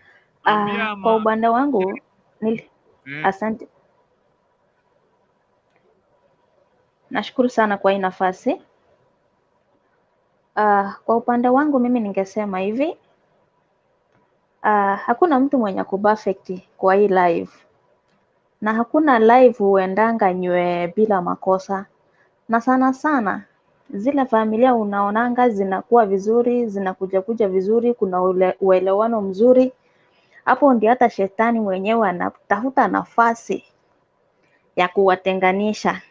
So on my side I may say challenges ziko, na tusikuwe tunafuatilia wanaume sana. Though alifanya makosa ya kuiba do, ashatoroka, lakini kitu kinanipendeza ni ashakiri makosa yake, amejua alikosa. By the way, ni percentage ndogo sana sana sana ya wanaume mtu anakosa hata waiomba msamaha ama hata hii recognize kama alikosa. So nasema kama ameamua kuomba msamaha, mi sioni haja ya kusema mimi eti hatutarudiana. Mbona msirudiane? Kwa sababu kama ameamua yenyewe kusema alikosea, mpe chance. Kosa si kosa, lakini kurudia kosa ndio kosa. Hata kama utaamua murudiane, watch him from a distance. Usimkaribie sana vile ulikuwa unamkaribia awali. Unaona? Sasa hata kama akirudi, fanya vitu zako na ukimpima tu, na hata mkirudiana, msiku mnarudiana tu yenyewe eti juu amenipigia simu, kuja babe, ingia nimekukaribisha, usikose tena. No. Kuna utaratibu fulani. Kama iko familia, kaa kama familia. Kaa kama familia, akiri makosa yake mbele ya familia. Pengine hata atoe promise, aseme yenyewe sitarudia, ama ilikuwa ni changamoto, ilikuwa ni temptations tu. Unaona ile kitu mtu anatoa promise mbele ya umati wa watu, by the way hata mtu kuenda tena kukosa mara ya pili inakuanga so hard. Inakuanga so hard. But na kuna wanaume wengine, yani akishajua bibi yake ako too kind, ako too humble, yani kila siku tu anakosa, anakuja anaomba, oh baby I'm sorry, yani kila siku I'm sorry. Wasituzoea sana. Sasa wakituzoea sana, hapo nayo itabidi lazima uchue mtu wako. Mtu mshaoana na yeye, lazima ukuwe unajua, hata kama mtu anakuanga na tabia zingine za kisiri, behavior zingine hutazijua, lakini take your time. In your first marriage, mondo kimonyo makuru mwako mutangi ni wako yoga tatu. Mbare bako bishitabi baka no ni miaka 10. Try. Ikintiki tanga ni try. Try kusoma mtu tabia yake. Akikasirika na behave aje. You see? Ngo kole rango tebaiga. There's nobody else. Nga tiari kunyarika nango moshuba tiare na rota o ibire maranga bashwa. Sasa kichina tena na mimi sisikii. Kiswahili. I'm sorry. Ingewezekanaje kama bibi ndiye ameiba, ametoroka, mbona sisi tunapegi kurudi? Mbona sisi tunabegi kurudi? Mbona sisi tunapegi kuomba msamaha turudi? So tusameane tu. Na maisha iendelee. Hata kama unamsamea, keep a distance. Do see that amechange ama hajachange. Yeah, na vitu zingine tunasamea ama mnaendelea live kwa sababu ya watoto, pengine uko na watoto 5. Saa zingine inabidi kumile kama hiyo shida si kubwa sana. Na nikimalizia nikisema siku hizi wanawake ndio ficho wa familia. Sometimes nyinyi mnatupea tu title, majina tu watoto wasomee shule. Hata wengine mtu ajui hata mtoto wake ako class ngapi. You see? So mi naona tu wasameane tu waendelee na maisha, but keep distance. Okay. Yeah. Hebu niulize, mbona inakaa ngumu kusamehea kwa wanaume akipata mke wake na mume mwingine, lakini mwanamke akipata mume na mke wake anaweza kumsamea? Utajibiwa hilo. Weni Ombaire anasema kwamba moso kisi men they can slaughter you. Wa Okay, mwasilini sibodi yako hapa asungumuze ndio nani? Michelle nikuze Michelle yako hapa kweli? Modesta yako atatujibu swali hilo. Bispa Warumi akitoa pia mimi natoka, tuone hiyo upuzi yake itamfikisha wapi. Ndio akiomba msamaha tusameane sisi wote, kwani iko nini? Hey. Yaani akitoka na wewe unatoka. Akienda na mwanamke mwingine unatoka na mwanamume mwingine. Akikuta kwamba msamaha, mnaombana msamaha ndio mnarudiana. Watoto mtakuwa mleta watoto wapi sasa? Masipa karibu sana. Asante sana na wasalimu nyote. Karibu sana. Sasa mimi hata nilikuwa nataka kuuliza swali lenye dada yetu ameuliza. Ingekuwaje kama ni mwanamke ameiba pesa, ameenda amekaa na mume mwingine, kwenye amekaa sasa anarudi, mwanaume angemsamehe? Tunaonanga hizi vitu kwa mitandao. Wanaume ni ngumu sana kusamehe. Ni ngumu. Aliiba. Akatoroka na pesa na akaenda na mke. Alafu sasa anakuja kunyenyekea eti anaomba msamaha. Msamaha ya nini? Unajuaje kama amekuja kukuuza wewe na watoto? Huyo ako na potential ya wizi. Na kama ameanzia pale nyumbani atafuka kwa jirani. Na maybe hizo pesa zimeisha, wewe ndio utauzwa wewe mwanamke. Kama si wewe ataanza na watoto. Aenda azae kwingine. Unajua mwanaume hata akifika 60 years ataoa tu. Na atangoja azae watoto wale. Lakini mwanamke the moment umezaa mtoto mmoja, unakuangu umezeeka, unakuangu umeitwa reject. Yaani society kukubali tena mambo mengine. Kuoleka ni ngumu. Lakini mwanaume yeye akishapeana mimba, hata unapata mtu akona watoto na kwa university. Na anawaacha, anaenda nao mke mwingine, wanaanza maisha vizuri. Anaanza kulea. Yeye apoteshi. Huyo mtu ingekuwa ni mimi,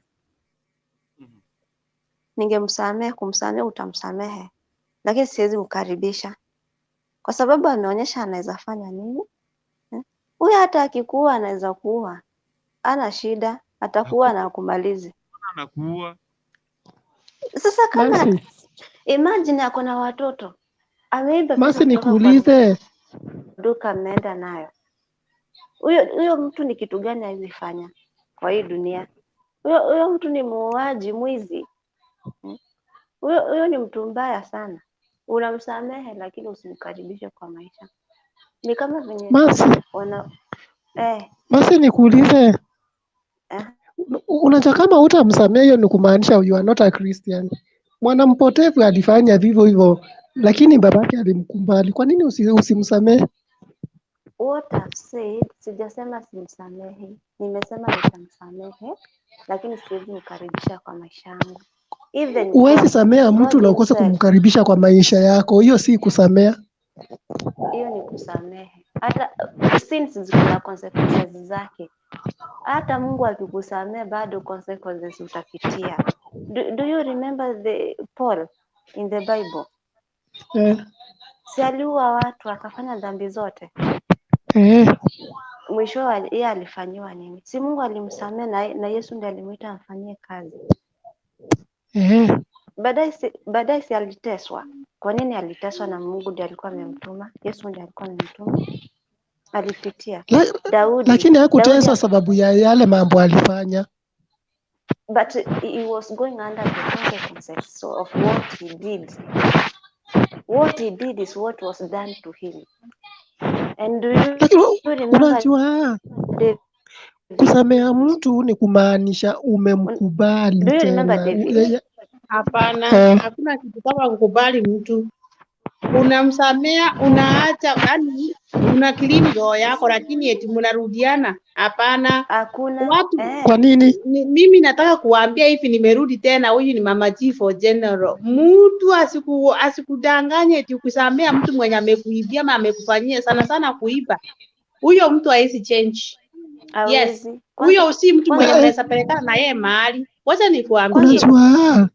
Inafaa ujiulize. Ni kwa nini mwanaume, kwa nini alitoka?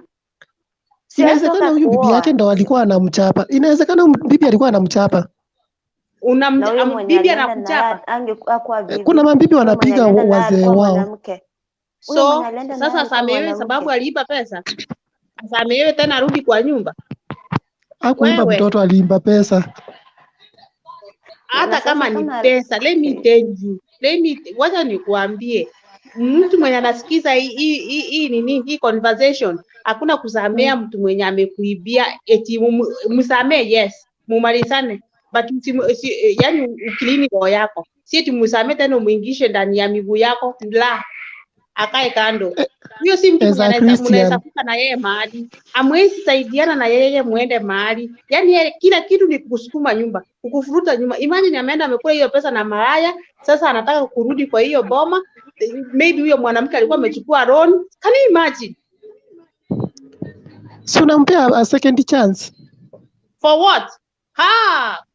Second chance. Eti sasa okay. Pesa iliibiwa, pesa ukaenda kwa na wanawake sawa, nimekusamea, come back to me. Unamsamea na una keep distance. Wanaume yao. Hata mimi nimesema hata mwanamke akiiba pesa akitoroka, wacha kumsamea eti mrudiane, sababu hiyo ni mtu mwenye anakufuruta nyuma. Msamee wewe usonge mbele. Mungu atakubariki na mwanamke mwenye atakusaidia muguro pamoja. Hata mwanamke msifanyie hivyo. Hivi amekufungua macho. Msamee but kurudiana na yeye hapana. Msamee wewe usonge mbele. Mungu atakubariki mume mwenye atakusukuma muendelee kimaisha. Yes. Wewe wacha kutumia jina la Mungu vibaya. Kwanza atakubariki aje ikiwa wewe mwenyewe hauna roho ya kusamea. Wewe mtiani. Sasa mtiani, wacha nikuulize. Wewe Jay, wacha nikuulize. Si Aliiba akaenda, si ndio? Si Aliiba akaenda na mke, si ndio? Mwingine. Na wakati amerudi na nini? Aliiba akaenda na pesa na mke mwingine. Huyo mke ako wapi? Amerudi maybe na fitness nazo. Maybe amerudi na syphilis, kisonono, HIV, yote ameleta magonjwa yote ya zinaa, ameleta ndiye amerudi nayo. Si mnaenda mnapima. Yes.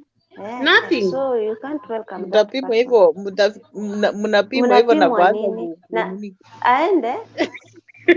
Hata hakuna kuenda kupima wewe. Hapana, mama G, huyu anasema ati mnapimwa hivyo na kwanza hiyo maneno. Si mnapimwa mnaongojea like sometime and then you go back kupimwa na yeye akae mbali, hata tukimwa hakuna kunikaribia. Wewe ninyi wanawake hamtai, damu yenu haijaipo. Masi. Unatolewa damu juu ya mwanaume, unatolewa damu juu ya mwanaume, ati anaenda kutembea, wewe ndio unatolewa damu. Maraya. Nilikuwa anauliza swali, anasema ati mnaenda mpimo mwanze. Mnapima hivyo na kwanza. Si kuna kupimwa mpaka mara 3. Utaongoja hiyo time yote mwanaume amerandaranda huko kutolewa damu kwa sababu ya mwanadamu mwingine. Na huyo mwanamke mwenye alichukua alienda akamdambu wapi? Unajua, wacha niwaambie guys hapa. Ladies, wacha niwaambie kabisa, hapana. Hii issue ya kushinda eti mnasamea mtu eti unapembeleza mwanaume. Kwani unampembeleza aje sasa? Unampembeleza aje for what? Kumsamea nitamsamea. Lakini apotee. Msamee akanyaga kubwa akufungulie njia utoke na uende, Mungu akubariki. Hapana, wewe mmeanza kuharibu sasa. Hapana. We are not, hatutaanguka kwa hiyo nini trap yako. We will not support you. Unasamea mtu basi. Hata Bible inasema kuna kuanga na majaribu. Kwanza Biblia inakataa umaraya, si ndio? Bible inasema Biblia inakataa umaraya. Lakini si Biblia inakataa umaraya. Hiyo inaweza fanya mdivorce. Yes. Sasa huyu alidivorce, wacha alienda kukaa na maraya wa divorce. Yes. Inasema mtu akipatikana akizini inakubali divorce. Hiyo kwanza nimepatia mstari wa mbele kabisa kama kuna divorce hiyo. Nikuulize Masi. Mtu mwenye anatembea. Masi. Wachana na yeye. Masi nikuulize. Mbona yule mwanamke alipatwa akizini na yule mwanaume, na mbona Yesu na mbona hakusema apanishiwe? Si alimsamea? Yule mwanamke Yesu alipatwa alimsamehe kwa akizini sababu na hakuwa akaletwa kwa anasini Yesu. peke Wacha yake. Na kuanza mbona kuleta alisamehe? maneno ya Alikuwa ni Yesu hapa. Yesu. Wacha kuleta maneno ya Yesu hapa. Can you stop? Ha! Yesu. Wacha kuleta Wacha maneno ya Yesu nimjibu. hapa, Wacha kitu yenye iko nimjibu. straightforward. Wacha nimjibu. Wacha Hapana. nimjibu. Ha! Inafaa tufikirie kama Mama Wakristo. G, wacha nimjibu. We nani? We J. We J. J. Yesu alikuwa ni Mungu na Yesu hakukuja kuua. Yesu alikuja kuleta huruma. Halafu huyu mwanamke walimleta peke yake, hawakuleta yule mwanaume mwenye walizini moja na yeye, kwa sababu hakuwa peke yake. Ndio maana Yesu angehukumu mtu mmoja, ingekuwa si haki. Wangeleta watu wawili, basi sheria ingetendeka. Na Yesu alikuwa ni Mungu, alikuja kusamehe dhambi, hakukuja kuua. So alikuwa anasini peke yake, haingekuwa fair. So huyu mwanamume mwenye ametoka Unajua ameenda what? Hakuna mtu ambaye ako perfect. Kosa ni kosa. Kosa ni Kwa kosa, hivyo ndio. mimi nikitubukia kwa kosa leo, hiyo imaanishi eti wewe huwezi ukatubukia kwa kosa kesho. Ukinisamea leo na wewe kutubukia kwa kosa na mimi nakusamea. Kuna makosa mengine ninakuanga ya ujinga na ni mbaya. Sasa wewe umenitumia, umeenda umetumia mwingine. Huyo mwenye umetumia maybe umepatia hata mimba. Sijui kwenye ameenda, umemdump. Alafu nakuja kwangu tena. How? It can't happen like that. Yule mwenye umetumia yeye ameenda wapi? Si ameenda kuumia. Rudia jina Origa amekuwa na wewe. Na kama ulikuwa na ugonjwa ama alikuwa na ugonjwa, na nitajuaje kama ni yeye peke yake ni ulikuwa na yeye? Wacha hivyo. Kama uliiba pesa kutoka kwa duka ukaenda, umekuwa ukiiba wapi na wapi? And how can you go ukiisha kabisa kama mwanampotefu ndio unarudi? Mimi si baba yako. I'm not your father. Nikuja nikukaribishe sijui nini nikufalishe nguo. Wewe ni mtu mzima na akili zako. Kuna makosa yenye naweza nikakusamea. Lakini And then mwanampotefu hakuiba pesa, alipewa sehemu ya mali yake. Na si alimisuse. Ungenikaribisha. Hata kama alimisuse, yeye alijua amefanya makosa. Huyu amekaa 1 year. Ungenikashifu vibaya. Na si huyu amekaa 1 year, sasa ndo akarealize alikosa. Sasa amekuja kuomba msamaha. Hata kumbuka ule wimbo wa nani? Kumbuka si ati ndani ya by the way alikuwa amejua. Tangia mwanzo alikuwa anajua ni makosa, si ati alikuwa anajua. Hata mtoto mdogo akiiba sukari anajua hii ni makosa, anajificha, anakaa akipanguza mdomo. So hata yeye alikuwa anajua akifanya hivyo mara kwanza. Mimi nitamsamehe, lakini siwezi mkaribisha kwa maisha yangu. Lakini Masi, unajua nini? Na wanawake waamke usingizi. Hata unajua mume akikupiga mara moja, hata mume akikupiga mara moja, uendelee kumsamehe, atakupiga hadi mwisho atakukatakata. Hata waishi. Lakini Masi, ukiona mwanaume anafanya hivyo, ni kumaanisha hapo kwa mboma ana amani. Ni vigumu sana uone mwanaume anafanya kitendo kama hicho. Wanawake ndio wanafaa kufanya hivyo. Kwa hivyo kumaanisha huyo mwanamke ni dictator. Dictator aje sasa? Mwanaume yeye ndo alisababisha huyu mwanaume akaepa. Uwezi kaa coward kwako, si you are the head of the family. You have to read the family where it's supposed to be. Always it's supposed to go. What is your role as a man? Nikuulize Masi, umewahi watch ile movie ya Nigeria hii ya nani? Hii ya Mama Nji.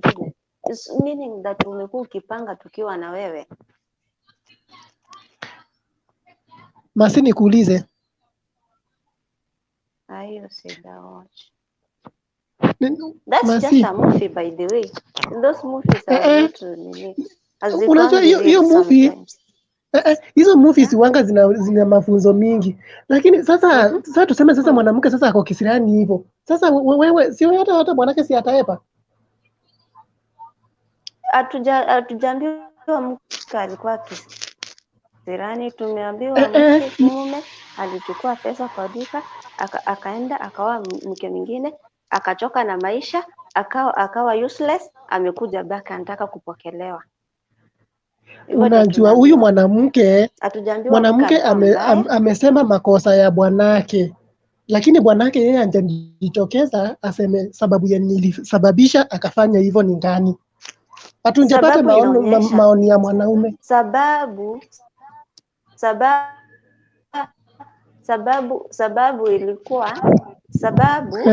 ilikuwa niende kuoa. Hiyo ndio ilikuwa sababu. Alikuwa amechoka na sukuma. Alikuwa anataka nyama na kitoweo. Hiyo ndio ilimtoa, si kitu kingine. Kama alikuwa amechoka na mke, angetoka aende akae peke yake. Akisha kaa amechoka ndio arudi akwambie, ulikuwa umenichosha hivi na hivi na hivi. Itaeleweka. Lakini umetoka umeenda umeoa. Meaning ulikuwa unataka kitu kingine na umeiba pesa. Umeenda nazo. Alafu una expect kurudi aje? Wakati umenyang'anywa, umeporwa kabisa, ama umelisha watu huko nje, umedance na wao umefurahia, ndio unanirudia. Maybe hizo pesa tulipata kwa jasho ingine mbaya. Kurudisha watu nyuma, maendeleo ndio maana hata hayaonekanangi. Mke umejikaza, umetafuta mali pamoja, alafu huyo anapata pali mmekusanya, anachukua yote anaenda nayo. You start from zero. We will never grow like that. Na mtu mwenye anataka hawezi hapa na pesa mingi hivyo kama hakuna share yake. Ukiona hadi hapa na hizo pesa ni kumaanisha hata kulikuwa na share yake hapo, lakini mwanamke hakuwa anampea ile, hakuwa anamsikiza akitaka in case anataka kufanya kitu, huyu mwanamke hakuwa anamsikiza.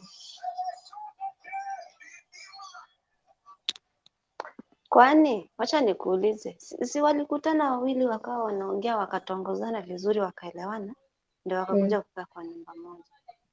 Hakungekosekana mawasiliano, kama ni kugawa mali wagawe pamoja. Lakini if you take the way you took that money, is being greedy. Greedy and selfish, self-centered. How can you do that? Huyu ni mtu yako self-centered, afikirie mara mbili, na alikuwa na watoto. Imagine hao watoto watakula nini? Unajua nini mnaongea kwa sababu mwanaume angekuwa mwanamke mwenzenu amungeongea hivyo. Hakuna mwenye makosa ni makosa. Ukiwa na makosa ni makosa. Wewe unaona venye unamtetea hivyo, you are one of the guys wenye wanadanganyana wasichana huko nje. But tunafaa tukue realistic. Tunajaji 50-50. Mbona hukunipeleka hata kwa familia niongeleshe kama umeshindwa kukaa na mimi, kama mimi nimekuwa mbaya? Mbona ukuita? Kuna watu hawaambiliki, hata ukiwapeleka kwa watu waongeleshwa hawasikii. Kwani kusolve kwako ni kwenda kwa wanawake? Na sasa si unadaisha haki? We, mtiani. Mwenye asikii, ukipata mwanamke mwenye asikii ameteswa. Hakuna mwanamke mwenye anyenyekeangi chini. Hakuna mwanamke mbaya. Unless umemuonyesha ubaya. Ndio anakuwa mbaya. Wewe, unauliza hivi. Kumuonyesha wanawake wakosangi? Nyinyi mkihama. Ndio hiyo nilikuwa nataka kuuliza mtiani. Mnahama hadi na pesa za mume. Si ndio hiyo sasa, wao wanajiona wakiwa wazuri sana. Lakini hakuna mtu mzuri. Lakini mwanamke akihama ahami ende kuoleka kwingine. Anahama anaenda kwao. Watu ukimtafuta mpata kwao. Uwezi leo. Kuna wenye kwenda na wanaenda kwa mwanaume mwingine. Alafu na wakujangi kupega ati naomba unirudishe.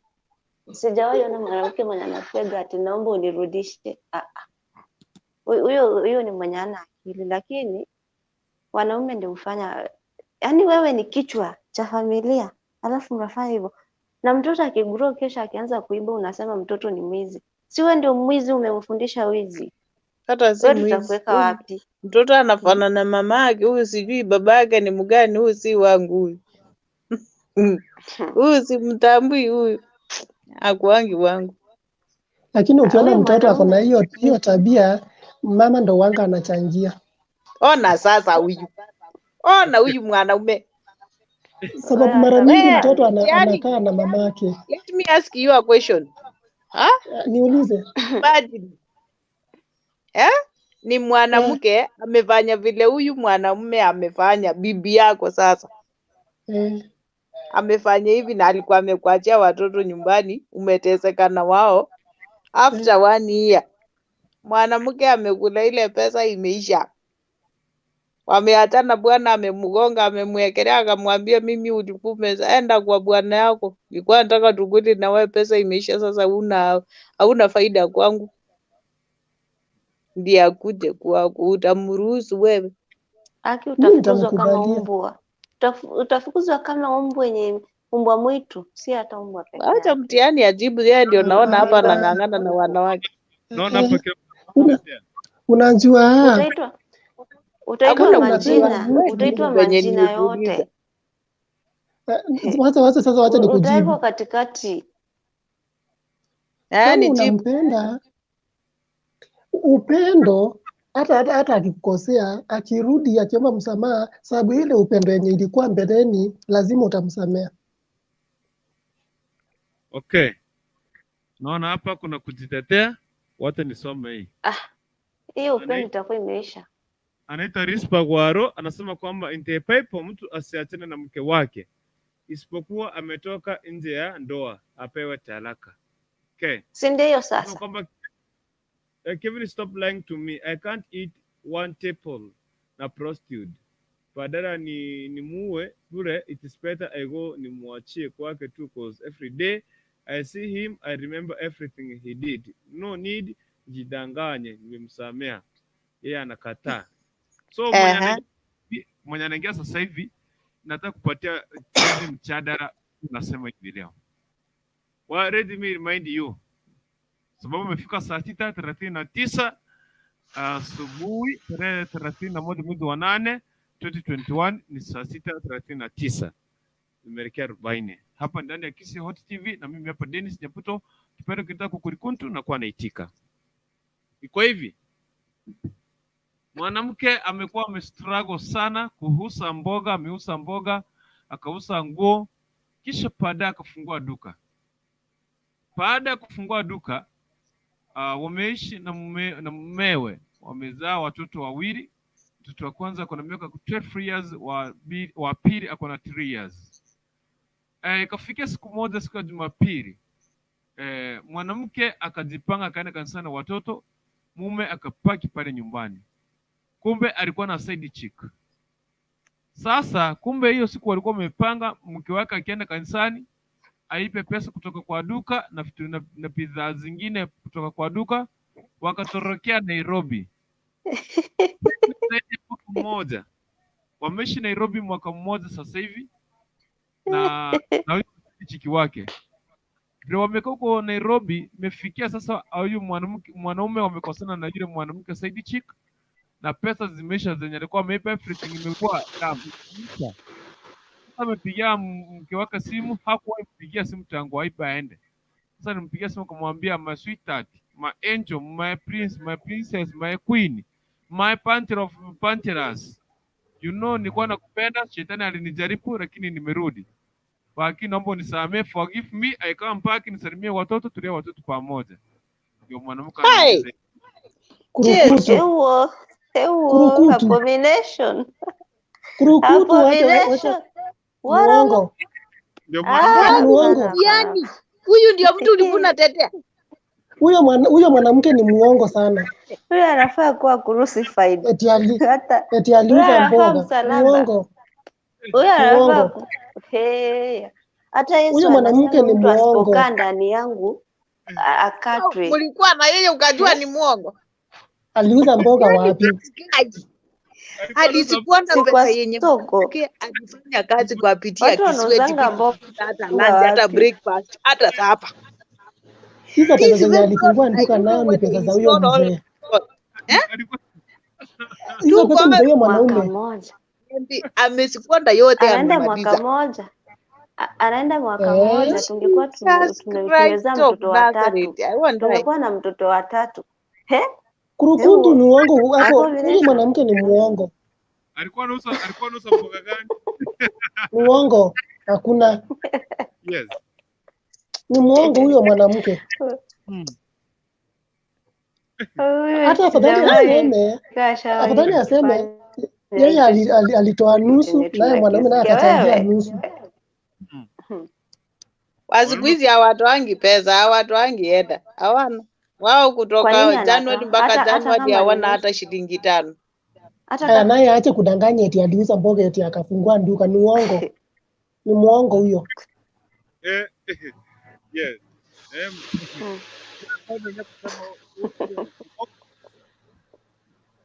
Usijaribu kupaka mafuta kwa mgongo ya chupa. Kai Jesus. Sasa ndio hatutakupaka mafuta ukirudi umetemeta na umeenda umekula umeparara ndio umerudi. Pararia huko umalizike huko. Ukisikia tena umechoka na yeye tena muibie pia iba, enda kwa mwingine. Fanya mzunguko kama shetani. Unajua ubaya wenu ni sababu hata mkisaidiwa hamwezi sema eti Wanga ananisaidia, mnasemanga asaidiangi. Si unasaidia watoto wako. Unisaidii mimi sana. Mimi chakula yenye nakula hata watoto wawili hawawezi shiba, hata mtoto mmoja by the way. Sisi tunakaanga juu ya watoto. Accommodation si lazima nikae kwako. Si wewe ndio ulinileta. Wakati ulinileta hatukuelewana ati sijui umenipatia. It's not a favor. By the way, if you feel like you are doing a favor to me, you should not marry me. Marriage is not for favorism. Uliamua wewe mwenyewe. Mimi sikukulazimisha nikakwambia nipeleke kwenu. You approached Uko serious? And you took me to your home. Hebu kuwa realistic. I'm realistic. Wewe ndio ulinichukua kutoka penye nilikuwa hata kuanzia kwa matatu kwa Kishagi. I was innocent. Hata nilitumwa maybe na pesa za na nikachukua pesa za mamangu na babangu nikatoroka nikakuja kwako Jumenita. Alafu now you are telling me that accommodation is not a favor you are doing to me. Alafu nimekuzalia watoto wenye wanakufanana wamekupatia jina. Nimekaa ninalea watoto hata ninakulisha. Ninakufulia nguo ninakupikia. What kind of a man are you? Ngoja. Uwezi toroka kwenu ukuje kwetu mimi nikiwa mimi ni mbaya. Ukiona ulitoroka kwenu kwa kuja kwetu mimi ni mzuri. Maneno matamu yalimtoa nyoka pangoni. Ulikuwa umeficha sura na tabia. Maneno matamu yalimtoa nyoka pangoni. Ndio hiyo sasa. Rudia tena. Ndio hiyo. Kwa ngozi ya kondoo. Kwa ngozi ya kondoo ulikuwa mbwa mwitu. Ulikuwa mbwa mwitu, haukuwa mtu. Ulikuwa umeficha tabia. Masi. Umedate na mtu tuseme like mwaka mmoja ama miaka miwili. Unataka kumaliza hiyo mtu kwani hujajua kwani tabia zake? Hata inafaa kuenda miaka 5. Na sasa hizo miaka zote kwani hujajua kwa kwani tabia zake? Wacheni kutudanganya hapa. Uwezi hata ukikaa na mtu angekuwa anajua tabia ya mtu angekatokata akiwa kwa nyumba. Kwanza wewe ukisema tumejua huyo mtu huyo kana yeye. Kuna tabia zingine zinakujanga wakati mtu anaona umekomaa. Kumbuka fisi ni fisi. Kama mimi ni fisi hata tukae na wewe hata wiki moja. Sasa umekuja vizuri. Sasa umekuja vizuri. Huyo alikuwa fisi. Sababu wewe unasema alikuwa mwizi. Unasema eti na alikuwa mwizi. Sasa ndiye ameanza kuonyesha true colors zake. hazikuwa zimeonekana. Hapana. Sasa hata maybe ni chambazi, ni kama anauanga watu usiku. Unajua ubaya wako ni sababu mnasema eti unaweza kaa naye miaka 5 ati ukose kumjua. Utakosa kumjua aje? Si ameficha tabia. Anataka uzae ukae reject. Wakati anaona ni kama hakuna pahali unaweza enda, ndio sasa atoe ile tabia yake. Kwa sababu sasa amekuzalisha, amekufanya gunia hapo. Amekunyonya hata kama ni ile pesa ni ulikuwa nao, tumeisha huko pesa. Na najua sasa unategemea kwa hiyo duka na unakaa unataka kulea watoto, maybe kingine hata kananyonya. Utaenda na watoto wenye tunanyonya wapi? Sasa najua hata akikuibia tu ana shida, amekuacha hapo. Na nyumbani maybe walikukatasha usiolekee huyo mume mwenye umeolekea kweli. Sasa wakati unaenda kurudi huko hata unashindwa utaenda wapi? Sasa umefanya nikimbie hapa. Unajua mimi mtihani wewe ninakusangaza. Kwa nini? Huyu wachana. Umesikia mtihani? Nakusikia ongea. Unaona hiyo kitu unasema Bible inasema sijui Bible inasema, wacha niwaambie Bible ilisema mwanamke ama mwanaume asiachane na mke wake ama mume wake isipokuwa tu huyu mmoja ametoka nje ya ndoa. Sasa mwanaume akitoka nje ya ndoa ama mwanamke akitoka nje ya ndoa alafu aanze kusema tunamsamea, si ataenda kuonja tena siku nyingine. Sasa wewe utakuwa anatoka anaenda alafu unamsamea. Anatoka anaenda na anarudi anajua akiomba msamaha utamsamea. Ngoja kwanza niongee sababu ya watoto. Ngoja. Umenikuotea maandiko inasema, si ndio? Huyo Biblia imeandikwa usamee mara 7. Huyo hawako ameachana. Mambo ya kusamea unaweza angalia, unaweza kuwa umesamea, kuna ile kitu unaweza kuwa unaona, unaweza kuwa umemsamea lakini usikubali kukaa na mtu mserati. Kama mtu ni mserati uachane na yeye, uachane na yeye. Lakini kama mimi wacha nikwambie, for me Rispa, mimi makosa yoyote ninaweza nikakusamea, lakini upusi ya kutoka nje ya ndoa hiyo hapana. Kama umemea pembe ya kutoka nje na mimi unatoka na mimi ninatoka, uone sasa hapa nani ataumia? Unaona, kama ni watoto wako nitakuachia ushughulike na wao na mimi niende kukula raha. Usione kama nimekuja hapa kwako nimekosa kukula raha huko juu yako. Sasa unanipatia mzigo uniachie hapa uende kukula raha peke yako huko. Ukidani sasa mimi ndio mjinga. Unaona? Sasa nyinyi ni waulize. Kitu unasema mtihani ati ujui huyu mwanamke alikuwa kisirani, sijui alikosa kumpea vizuri kitandani, sijui nini. You know your husband and you know your wife. Your wife si sister yako unaogopa hapa. Ni siku gani ya mwisho uliambia bibi yako umenitoshelesha? Ama mwambie thanks babe, hii kitu imenitosha. Ama leo umepika vizuri, leo chakula yako ni tamu. Siku gani ulimwambia thanks? Amwambiani ukweli. Shida hapa ni atuambiani ukweli. Sema tu wanaume wanakuanga na tamaa tu ndio inawasumbua. If you know your man, unampea kila kitu vizuri, na wewe mwanamke una understand mume wako, hata akikuja anytime anakutaka unampatia vizuri.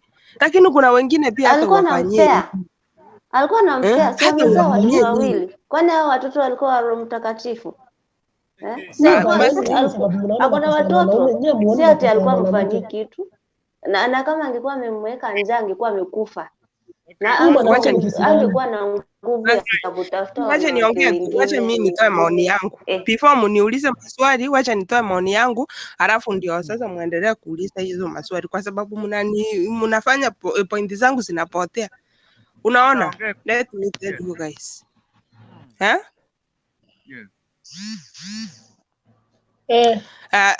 Let me talk. Unaona? Yes.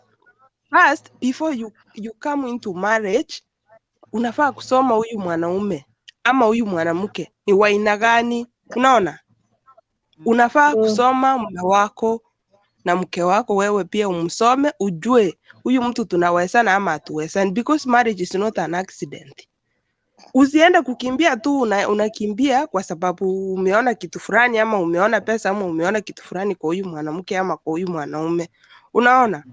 Mkipendana nyinyi wawili mkikaa kwa hii marriage, nyinyi wawili, you have to understand ile weakness kila mtu anakuanga nayo. I have to understand my husband's weakness. I have to understand my wife's weakness.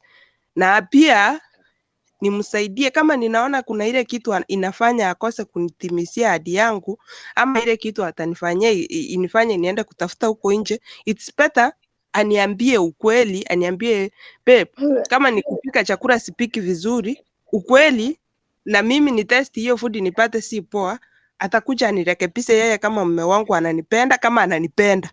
Akuja niambie anirekebishe, niambie babe, hii food inapikwa hivi hivi, ama ninataka hivi na hivi na hivi na hivi. Ukiambia mtu mzuri atakuelewa na na hiyo marriage itakaa sana vizuri. Pia kitu ingine, wacha tu kununa. Unanunia nani? Kama wewe ni mwanaume umekasirikwa, yani mke wako amekukasirisha, wacha kunyamaza. Mwambie ukweli pole pole, mnaambiana tu maneno kwa upole. Si ati unaambia mtu kitu kwa sauti, unamsautia kama mtoto wako. You know, you married mtu ako na 32 teeth. You can't change that person kama umpendi. Kama unapenda mtu na unamwambia kitu na upole na upendo, hiyo maneno itakuwa sawa. Hata kwa bed, ambiana. Kama mtu hajatosheka, muulize babe, umetosheka? You have to sacrifice yourself for each other kama mnapendana. Lakini hii upusi ya kuingia kama accident ndio hii sasa inafanya marriage zinafunjika. Mnaona tu mtu akiona mnakaa vizuri, wewe unasikiza maneno ya watu, ama unaona wanaume wengine mko hapa kwa club, nimesikia hii men conference, mnaenda mnadanganyana, niliona kabebi hapa kamepepa, kuna katoto hapa. Sasa wewe unatamani, unaona kama fulani ako na mke lakini ako na side chick, si hata mimi nijaribu. Unakuja kuharibu ndoa yako kwa sababu umesikia ma friends wakisema side chick ni wata. Sasa wewe, mimi kama mke wako umeshindwa kuniambia kila kitu, na kama ninakupea kila kitu na utosheki ama utaki kuniambia mahali niko na shida, unifanyie hiyo upusi. Sasa utatoka, ukitoka na mimi naleta hata gateman. Tuone sasa mimi na wewe nani ndio sasa atakuwa na shida kubwa. Mimi hizi vitu zingine you have to use common sense. Yes, ukitoka na mwanamke mwingine na nijue ukweli umeenda na mwanamke mwingine, jua I'm respecting you. I respect my body, I love myself. Siwezi kaa hapa nimejitolea vyote, nimekupatia watoto na kupea vizuri kwa bed na kupikia food poa, yani nakufuria manguo alafu nikufarize vizuri uende kuonekana na wanawake wengine huko. You don't even appreciate me. You don't surprise me. You don't call me as your wife. You are a free wife. You don't want to make me look beautiful. Ulinioa nikiwa beautiful. Umenifikisha hapa kwako sasa. Niulize. Sasa tuseme for example, mimi nilikupenda sababu ya kujipondoa. Na nikufikisha kwangu uache kujipondoa. Sasa mimi nitaendelea kukupenda. Mtiani. Let me tell you. Ukiona mke wako hiyo urembo ndio ilikufanya umpende, you have to maintain that beautiness. Unaona huyu mwanamke akiwa kwao alikuwa anachikakamua ndio aonekane vizuri. Kama unaona hiyo urembo ndio inakufanya huyu mwanamke akupendeze, endelea ku maintain. Leta pesa mpatie, mwambie fanye venye ulikuwa unaonekana kitambo. Kama ni nguo anafaa vizuri, unaona mke wangu akifaa hivi anaonekana vizuri, mwambie babe, hii nguo ikufai poa, nunua kila kitu. Akikosa, akishindwa tu kutumia hizo vitu, ndio ujue in fact huyu mwanamke ako na shida zake, unaona. Lakini ukipaia amsua vitu zote zile unapenda alafu akose kusifaa, na mtafurahishana siku zote. Unalea watoto huku, unachunga ng'ombe, unaenda shamba, utaweka makeup hadi kwa shamba. Nikuulize, ni nini inadhibitisha kwamba huyu mwanaume hako anapenda huyu mbibi kama alimwekea Duka? Sasa kama alimwekea Duka, unajua alienda na mke mwingine, unaleta ninaleta. Tukiwa kwa marriage, wewe unaleta kidogo na mimi naleta kidogo. Tukiunganisha hii pesa inakaa ya familia. you know, when you marry, you became one body. Nyinyi wote mnashare everything. Mnashare everything, even minds. Mnashare everything totally. Sasa hata hii pesa ya mwanaume ni yangu. Mimi unajua venye niko hivi nimeolewa na pesa ya mume wangu ni yangu. Ikiwa kwa account, kama iko kwa account, mimi ninaweza nikatoa pesa niende ni surprise ama nifanye kitu fulani.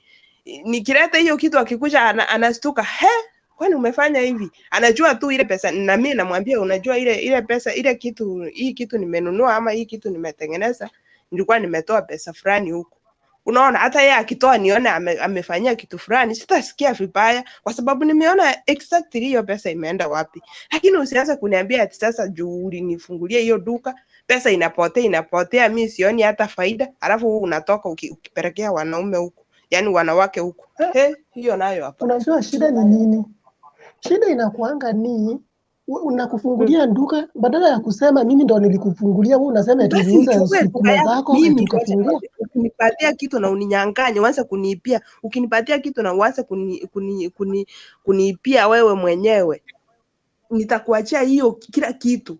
Mimi sasa nianze kuchishoti na yangu yenye hautagusa. Juu hiyo sasa, hiyo si kitu. Uwezi pea mtu kitu. Uwezi paia mtu nguo na umunyanganye hiyo nguo upelekea mtu mwingine. Hapana, haifai hivyo. Sasa akimuipia au watoto watapata food wapi? Watapata food aje? Halafu na kitu kingine ninasema ni okay, kama ni maintenance, umeona huyu mke wako maybe aonekani vizuri venye ulikuwa umemuoa.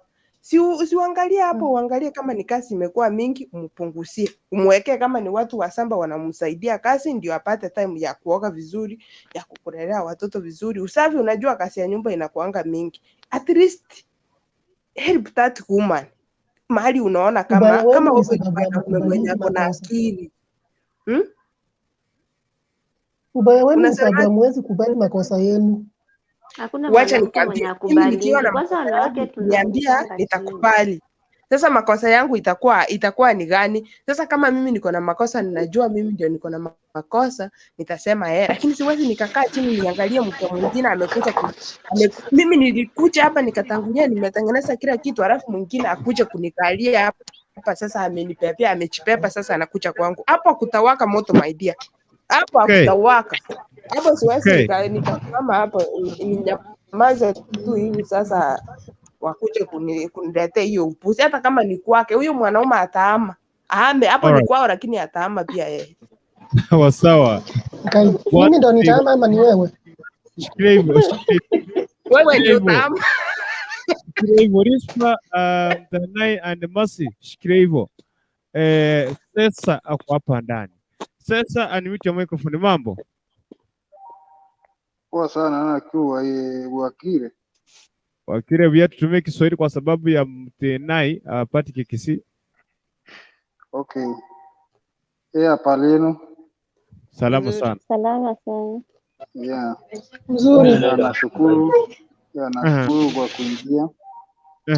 Kutoa Dakar nimepata mko katikati but ni topic tu nimeangalia nikasema wacha na mimi nikasikize na mimi ninaweza pata maneno mbili.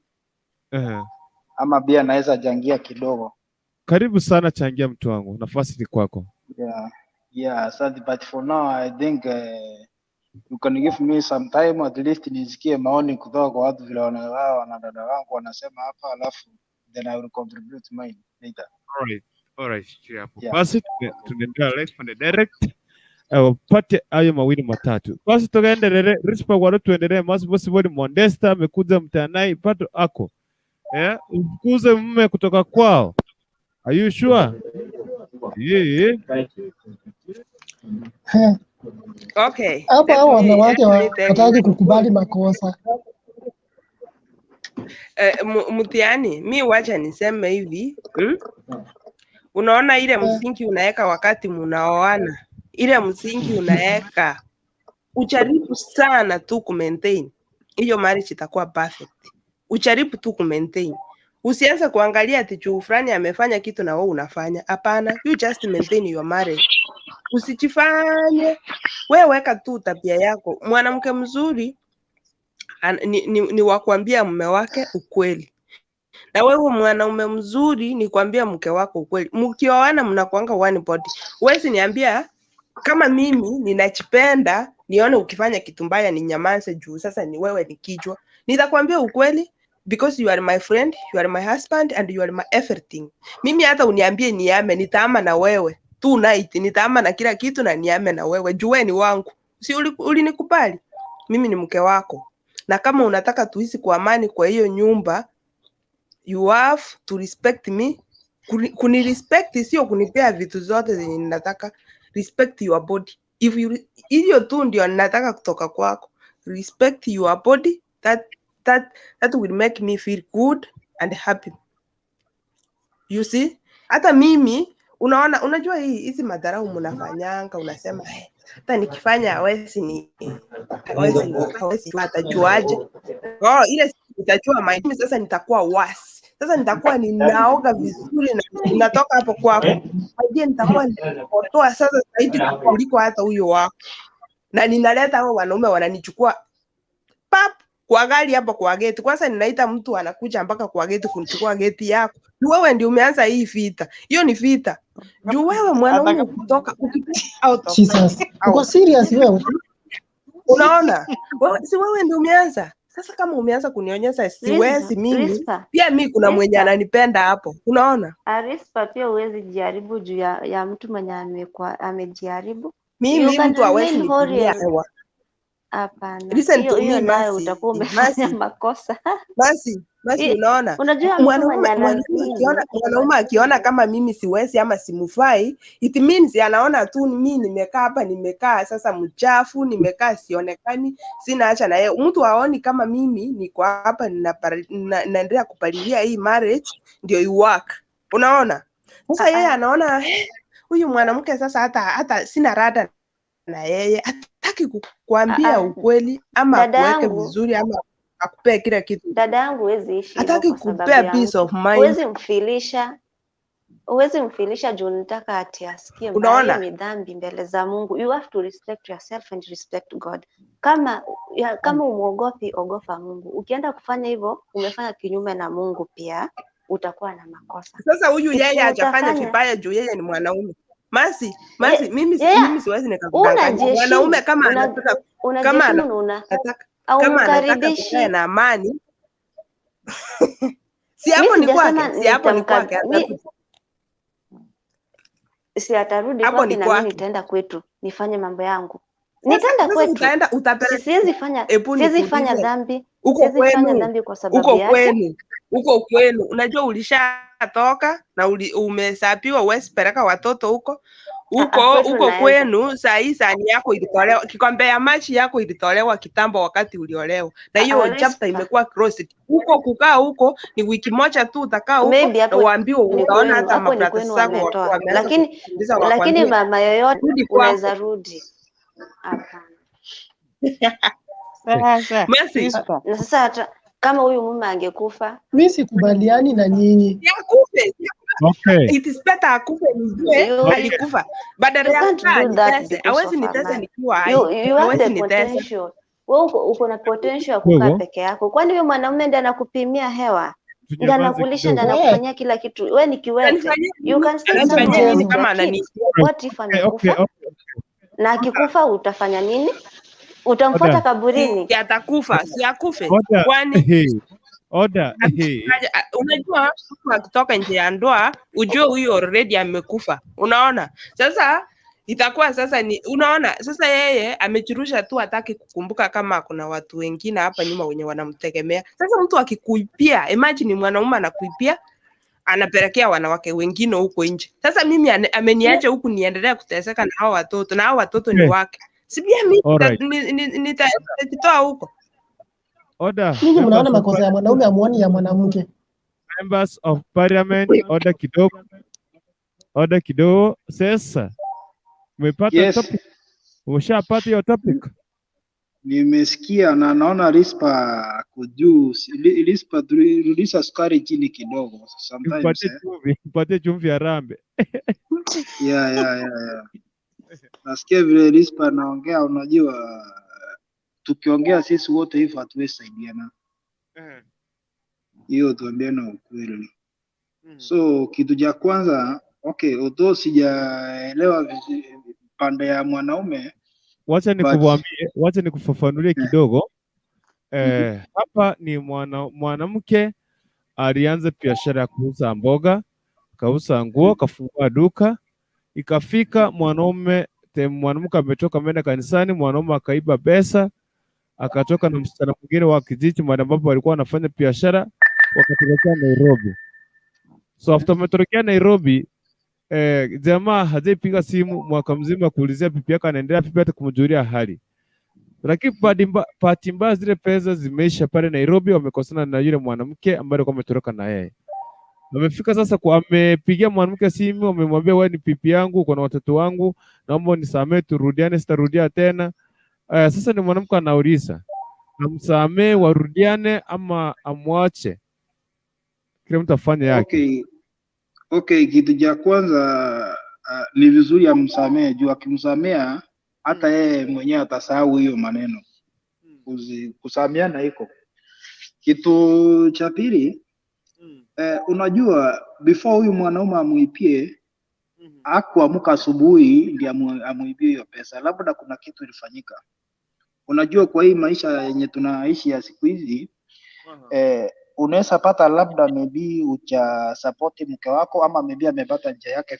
Umeniambia alianza na biashara ndogo ya kuuza mboga, ndio akaingia manguo nini, akafungua duka.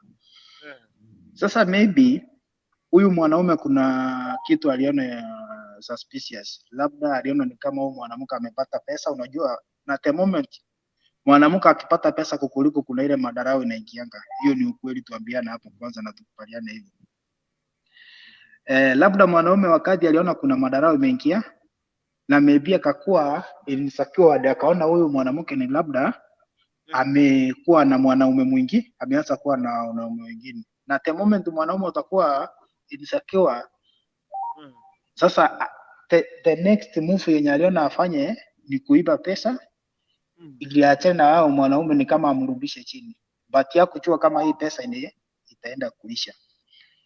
So kwa hapo kuna kitu unaona, so that's from my perspective, but before ifanyike, so that means kuna kitu ilifanyika ndio mwanaume afanye hivyo, kufikiria kwangu. Okay, hata kama si hivyo, hapa mwanaume nitamkosoa na mwanamke pia nitamkosoa, tangu hiyo wakati. Na ni kitu ningependa kuuliza, wakati huyu mwanaume alitoroka akaenda Nairobi, huyu mke alirudi kukaa pale mahali alikuwa ameolewa kwa kinao mwanaume, ama alirudi kwao? Bado yeye ako pale pale kwa ile mahali ambapo alikuwa kwa ile duka, akataka tena kujikokota kidogo at least aweze kulea watoto, bado hakuweza kurudi kwao, ako pale pale tu. Sasa na alikuwa amepelekwa kwao, sasa kwa kina mwanaume hadi kujenga wamejenga kwa kijana.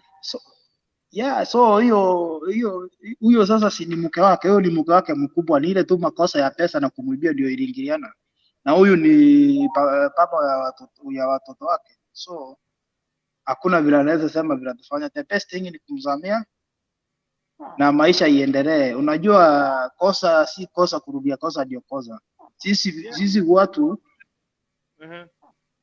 sisi binadamu huwa tunakosea, na ukiona sana mimi naweza ongea pande ya wanaume. Unajua sisi wanaume, sisi tukifanya makosa inakuanga ni kubwa sana, na huwa tunakuanga charge hizi, huwa tunaruhusiwa maneno nini, but wanawake kuna vitu mingi wanafanya. Kuna mwingine anaweza enda aleta hata mtoto kutoka nje, ama aenda aolewe kwa 2-3 na finally akuja arudishwe, lakini sisi hatuangaliaki hiyo, unaona? So mimi kwa maoni yangu ni huyu mwanamke wacha amsamee na arudi waongee, cause hata asipomsamea bado huyo ni baba wa watoto.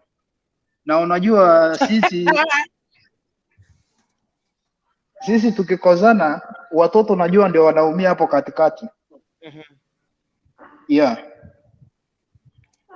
Sasa alafu yes, Ushikilia hapo. Unajua mwanamume akikupata ukiwa na mume mwingine hivi, hata kusimama tu, umesimama tu na yeye, hauna uhusiano na yeye, unajua atakufukuza kama dogi. Lakini nyinyi, hata mwanamke akikupata tu hivi, red-handed, atakuomba msamaha, kuomba msamaha tena umsamehe. Sisi wanawake tunakuanga isi kusamea sana, ndio maana mmetuzoea sana. Lakini mwanamume hawezi kusamea rahisi. Mimi sijawahi ona rahisi mwanaume mwenye atakupali tu ajue umeolewa ama umesimama na mwanaume mwingine ama ulilala na yeye akusamee. Sijawahi ona. Huwezi pata watu kama hawa. Ukipata tu ni mmoja. Lakini sasa wacha nikwambie, wanaume wengi hawezi kukusamea. Sasa wacha nikwambie my dear sister, na tukupaliane tu. Unajua, usiseme eti mwanaume akikupata umesimama na mwanaume mwingine atakufukuza. Hiyo sitakupaliana na wewe. Unajua, mwanamke mwenye ameolewa, kwanza tukupaliane, mwanamke mwenye ameolewa kitu cha kwanza lazima ajiheshimu. Ujue ni nani unasimama na yeye na ni nini mnaongea. Hilo ni jambo la kwanza. Kitu kingine ya pili, mimi sitakuja nipate bibi yangu amesimama na mtu juu kawaida okay, nikimuuliza 30 minutes mimi lazima nimpende kujua huyo ni nani, sababu huyu mtu si relative wangu, simujui. Ningependa kujua ni nani, na kuuliza si vibaya, na yeye ataniambia. Na ikiwa nimempata amesimama, ile kitu naweza fanya ni insist kumuuliza ama nikasirike, unless nimempata mahali na suspect. Unajua kuna mahali mnaweza simama na mtu ukiangalia hata wao unaona wako tu suspicious. Unaona? Unaweza doubt hapa kuna kitu inaendelea. Lakini sidhani kama kuna mwanaume mwendawazimu anaweza kuja kupata umesimama na mtu, na sidhani kama kuna kitu kama hiyo.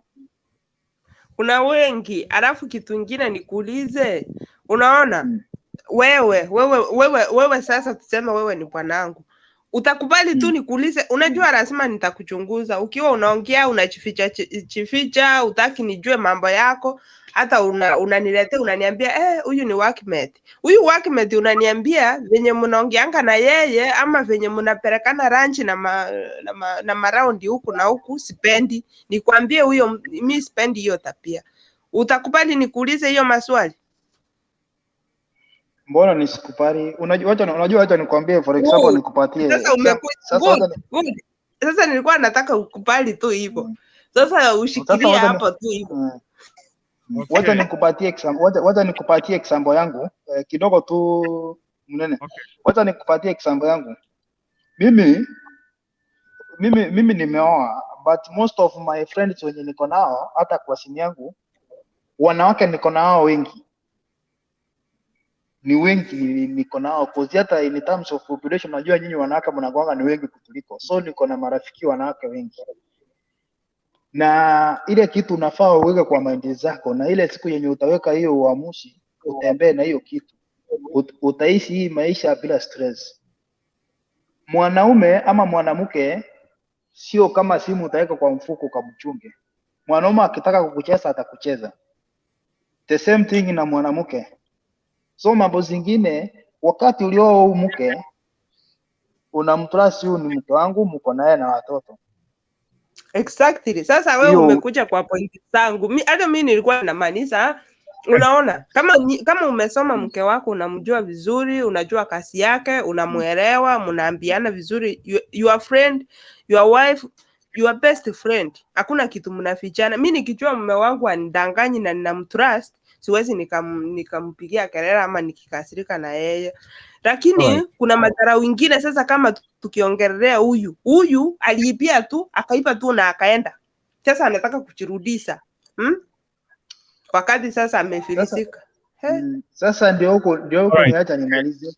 Sasa wakati umeelewa hivyo, utatembea ukiwa free, wewe mwenyewe umejifungua. Alafu kitu kingine, unajua ni vile wanaume atusemangi, wanaume huwa tumefinywa hapa ndani, ni vile wanaume niongee kidogo nitoke. Nataka ameweza kupea nafasi uongee. Ya, wacha tu nimaliza alafu nikupatie. Ni vile wanaume it's okay. So ni vile wanaume wengi huwa tusemangi, huwa kufinywa tumefinywa. Wanawake, nyinyi wanawake, huwa sometimes mnatufanya hadi mwanaume unabadilisha fikira zako. Unapata ule mtu mwenye nilioa nikishamfikisha kwa nyumba amekuwa tofauti, si kama si yeye tena. Hiyo kitu inafanya mwanaume hadi unaanza kufikiria mambo singine. Alright. JK, karibu sana. Mimi nilikuwa nasema usiwezi salimia watu. Nimewasalimia, wanasikia nimewasalimia. Karibu. Mimi nilikuwa nasema nyinyi acha kutetea mwanaume. Mwizi ni mwizi. A spade is a spade. Kama mtu amekosa, hebu mwambie atoke. Kwani unampembeleza nini? Unajua, acha niwaambie ukweli. Ili kupembeleza mtu ni kama anajisikia ako peke yake. Mimi acha nikwambie, kwanza uniibie. Ukirudi na kufunja mkono na urudi vizuri. Hakuna haja useme unarudi. Unajua ukiiba si ati ukuwa na akili. Ulikuwa na akili yenye ilikwambia sasa niibe niende. Tena hiyo akili imekuambia urudi. Unarudi kwa nani? Acha kutetea kitu. Mwizi ni mwizi na afukuze naende. Akiiba ibangi mara moja, atarudi tena kuiba. Huyo anarudi kukuibia tena.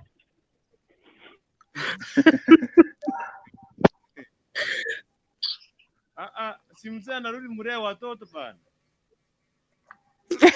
Hapana, mwizi ni mwizi. Unajua akiiba, kwani wakati aliiba kwa anajua kuna watoto ama alikuwa anaona kuna inzi hapo. Akiiba ni watoto walikuwa hapo. Mwenye anakubali mtu kama huyo arudi kwa maisha yako, anakuja kukuipa hata wewe mwenyewe. Kwa hivyo juu. JK. Wanaume, kuna wanawake ambao wakihama, anahama na kila kitu mpaka mafika, anatoa kwa meko, anarusha nje, anahama hadi na boxer za mzee wake, anapeleka kwa boxer na mweka. Ukiona mwanamke ameamua kubeba hizo vitu, umemfika kwa roho. Yaani anasikia kukutapika. Afadhali ama na kila kitu akuache kwa hiyo nyumba. Mwanamke ukimwona ameama, lakini wewe umeiba tena urudi, huyo wake anakuja kukuibia tena. Mimi sijui wanapunguza. Boxer ni kumbukumbu. Ukurukuntu, boxer ni kumbukumbu. Ukimumisi unasikia harufu tu. Ama unaiangalia tu unakumbuka nilikuanga na kama mtu fulani hapa kalikuwa kananisumbuanga akili. Simwache tu mwenda. JK, nyinyi mnakuta mnatupembeleza, mnatuma ndugu zenyu, aki uniongelele, sijui niongelele, mume wangu anisamee, nilikosa. Tunakusamea. Kwa sasa mbona wewe usisamee mume wako? Okay. Wanaume ndio hawasameangi. Wanaume ndio hawasameangi. Wanawake wanasameanga haraka sana. Okay. Sasa amerudi ataka. Lakini mwoso mimi kukurukuntu. Mwoso mimi ukiama uniache, utakuja upate nyumba ni vacant. Nitauza kila kitu. Niuze mpaka nguo zako, ukikuja upate upate vacant. Ndio sasa utaanza fresh. Mbona unajua hiyo mambo yote ukifanya hivyo, ndio maana niliwaambia kutoka from the beginning fikiria na mambo na watoto. Hiyo mambo yote unasema hakuna binadamu akasirika, kila mtu kasirika, but sometimes unajua hata ile kitu inatuweka kwa hii ndoa ni watoto. Saa hii hao watu wenye tumeoa saa hii tuambiwe tuachane, kuna wengine hatutarudi kwa ndoa. But juu ya watoto tunavumiliana tuende kakienda hivyo. Mimi siwezi kuvumilia. Niondoke na watoto wangu. Wacha tupate Clinton. Clinton, mambo? Sana. Karibu sana, say high five na karibu kwa mjadala. Nashukuru kwa niaba ya nafasi. sasa hivi niko moto kabisa. Yes. But on my side kitu ningependa kusema ni sawa makosa kuanga katika ndoa. Lakini ni vizuri wakati watu sameana. Some other things una accept kama imekuwa makosa unasamea. Sababu unaweza wewe pia ukafuatilia makosa lakini uende karaso msacha wewe unakula Wewe wacha kusema ati unasamewa. Unaiba tena urudi kuiba sufuria zote. Acha nikwambie kuna makosa ya kusamewa tunaelewa, lakini kuna ingine hapana. Umeiba pesa umechukulia watu huko nje wamekula zote. Tena umeng'ang'ana kuja hapa mimi nitakuchoma before hata uombe hiyo msamaha. Hapana. Kama hata maybe unajua majaribu kudanga na hii sometimes ujaribu kuona yenyewe kama nyinyi mmeamua maybe sometimes yeye anakueleza kwa tempted si ni kupenda kwako kwa hiyo pesa. Hata mtedi gani? Mbona ajue?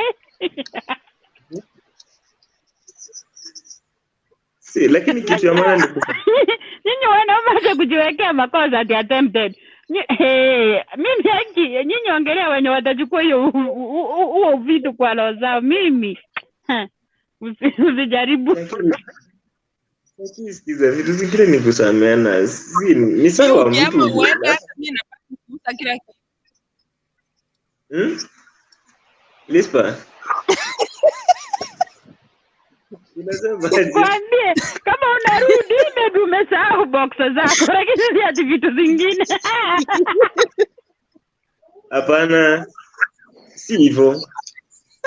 Ati akili umesahau boxer ndio anakuja boxer hapana. Some other things mnakaa chini mnaelewana nyinyi. Maybe mtu uweza kuwa amefanya makosa. By the way, it's very very painful when you start somewhere, mmefika mahali. Alafu mwanaume mwenye ako na meno yote, anabeba vitu zote anaenda. Wewe ni nani unamkubali? Maybe kuna wengine wanakubali lakini kitu yangu ndio nasema si mimi.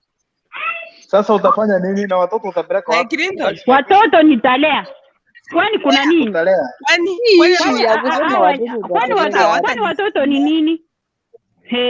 Nani alibeba miezi 9? Mama. Watoto wako utalea. Nani anajua mtoto akiwa mgonjwa? Mama. Nani anajua mtoto akitaka uniform? Watoto wangu siwezi. Kwa hivyo kurukuntu. Kwa hivyo nataka tukue tunawasamea kwa sababu ya watoto. Unajua kidogo nani wacha ni wachipu tu kidogo. My dear sisters. Ni vizuri mnaongea hivyo, mimi nakubaliana na nyinyi labda ni juu ya hasira na nini mambo mengine. Unasema watoto utalea. But sometimes piga hesabu umeenda na hao watoto unasema utaenda uwalee. Na umekata huyo mume. Okay, God forbid maybe juu hatujui hata mimi naweza kufa kesho. Uende umetoka huko. Hao watoto umewacha wapi? Nitawacha kwa mikono ya Yesu. Hapa utarudi kama sijui. Hapo yani sijui ni nini inaendelea kwa hiyo dunia. Wewe urudi. Ndio mimi nawaambia nyinyi wa mama si kama sisi wanaume. Na mmesema kwanza mwanaume akinitoa. Mwanaume akinitoa kitu kwanza I'm providing for my kids. Hata nikikufa saa hii nijua hao watoto wangu nimewaacha wapi. Mimi hapa ile kitu nitafanya watoto wangu wewe mimi nitakudelete. Unaona deleting watu kutoka kwa simu. I will delete you. Na watoto niwaambie baba yenu alikufa. Sasa mimi nikikufa anytime mjue nimewaacha hapa. Nimewafanyia hii na hii ni kitu hii hapa ni kwenu. Nitakuwa nimejipanga, nimewapangia mazuri. Unaona? I will do everything about that. But wewe siwezi nikakuweka kwa akili yangu. Na kama unataka nitakusamea lakini usichilete tukae na wewe kwa nyumba moja. Nikikukumbuka hivi nitakuua. Badala nikuue afadhali ukae ukiwa kwenu huko watu wenu wakuone lakini ukae na kila mtu akae na amani. If you left me peace of mind niendelee kushughulikia watoto wakikuwa wakubwa.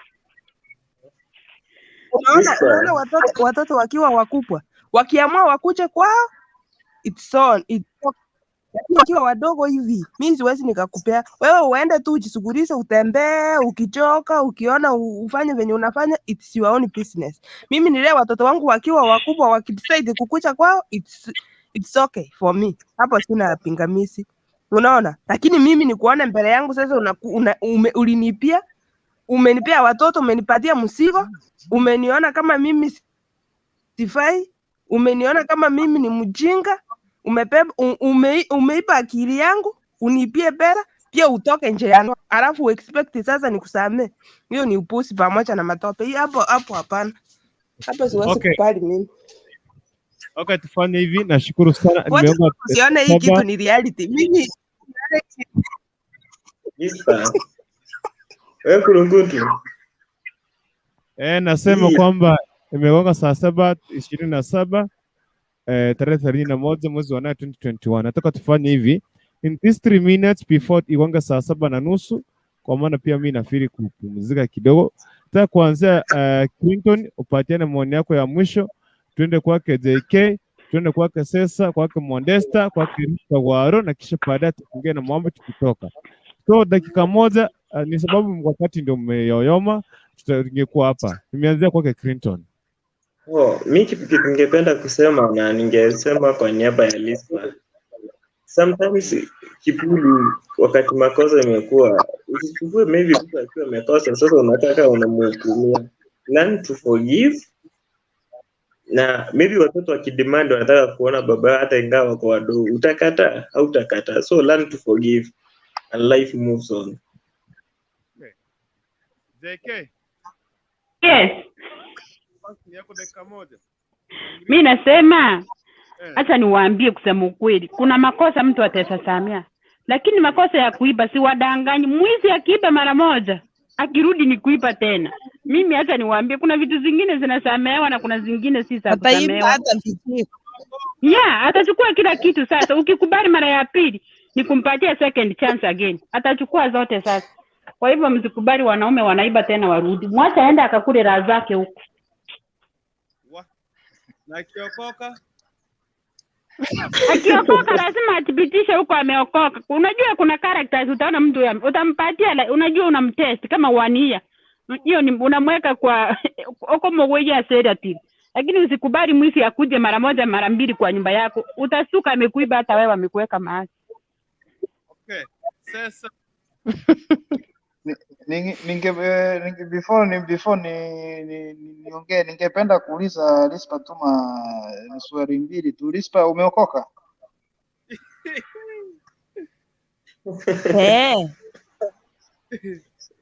Na umeolewa? Siko ubaya kuuliza.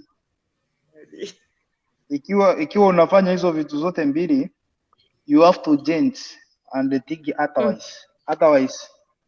Unajua you are the role model huko na watoto. Mimi you are the role model na huko na watoto wanakufuata. If they had you talking about wasimu wangu. Sasa mume wangu ananielewa na alinipenda nikiwa hivyo. Alinipenda nikiwa hivyo na ananijua na anajua I can't tolerate such. You can't tolerate, but you are the role model.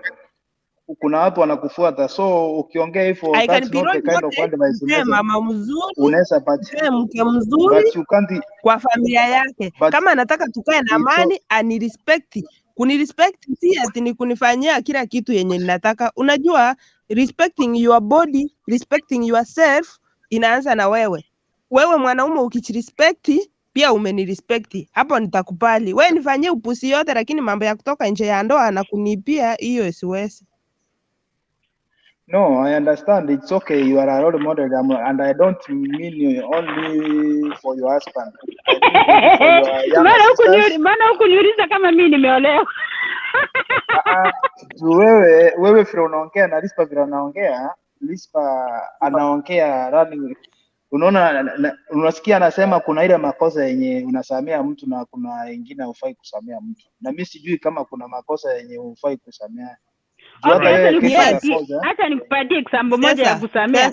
Akifunja glass hiyo kumsamea kwa sababu mtanunua ingine. makosa ya kusamea ni kama hii. Tuseme amekuja. Nitamsamea lakini mambo ya maybe alikuwa anapika chai ikamwagika kwa jiko, hiyo utamsamea.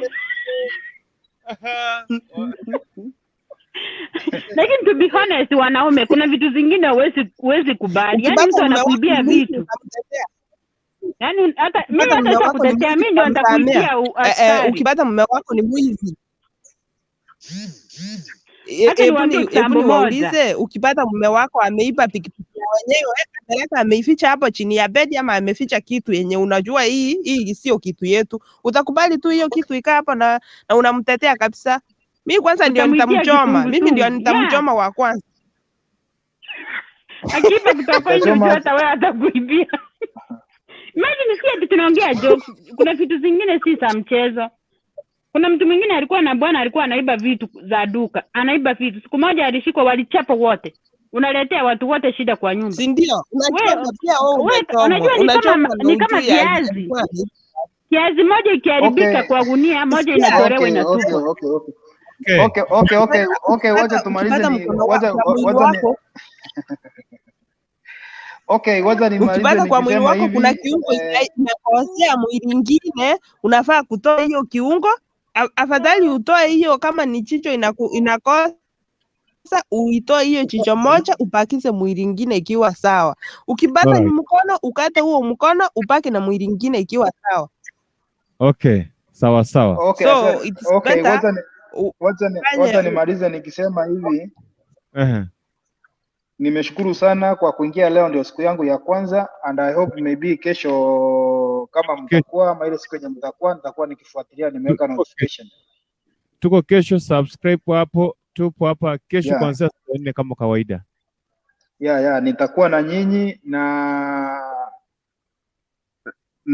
I think pa kesho kama Rispa atakuwa naenda kumweka kwa maombi. I think by tomorrow atakuwa anaongea mambo kama amepandilika pamoja. Wewe mimi napanga hapa every day, but nachangia ile kitu ninaona tu inaniingia, ama ninakwanga huku nyuma ya tent, lazima nipitie hapa. Sawa, asante.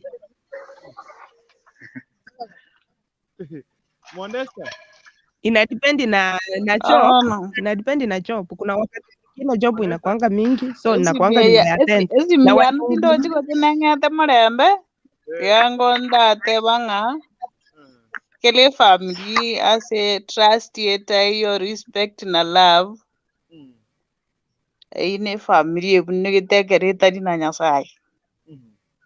Exactly.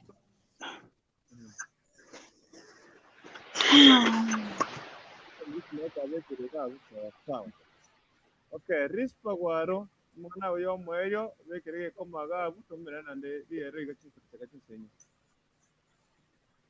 Kaki amana mtu nagokire, by the way tumeongea poa. Umete karatika ibintu binde chengoraro dana.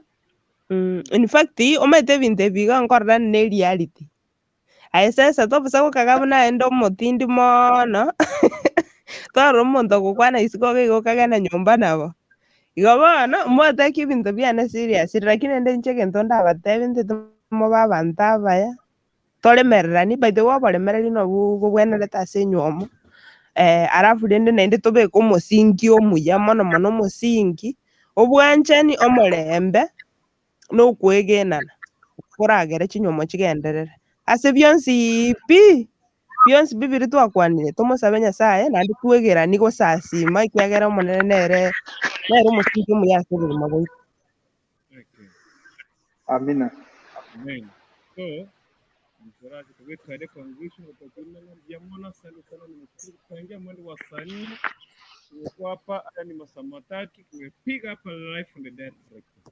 So nakwambia kwamba kwa hiyo conclusion pale Rispa gwaro tuikia somo nguru tukitenda ndio hapo na kumwako kama kwa kumka na ndio ndio sisi hii kamera. So thank you. Asante.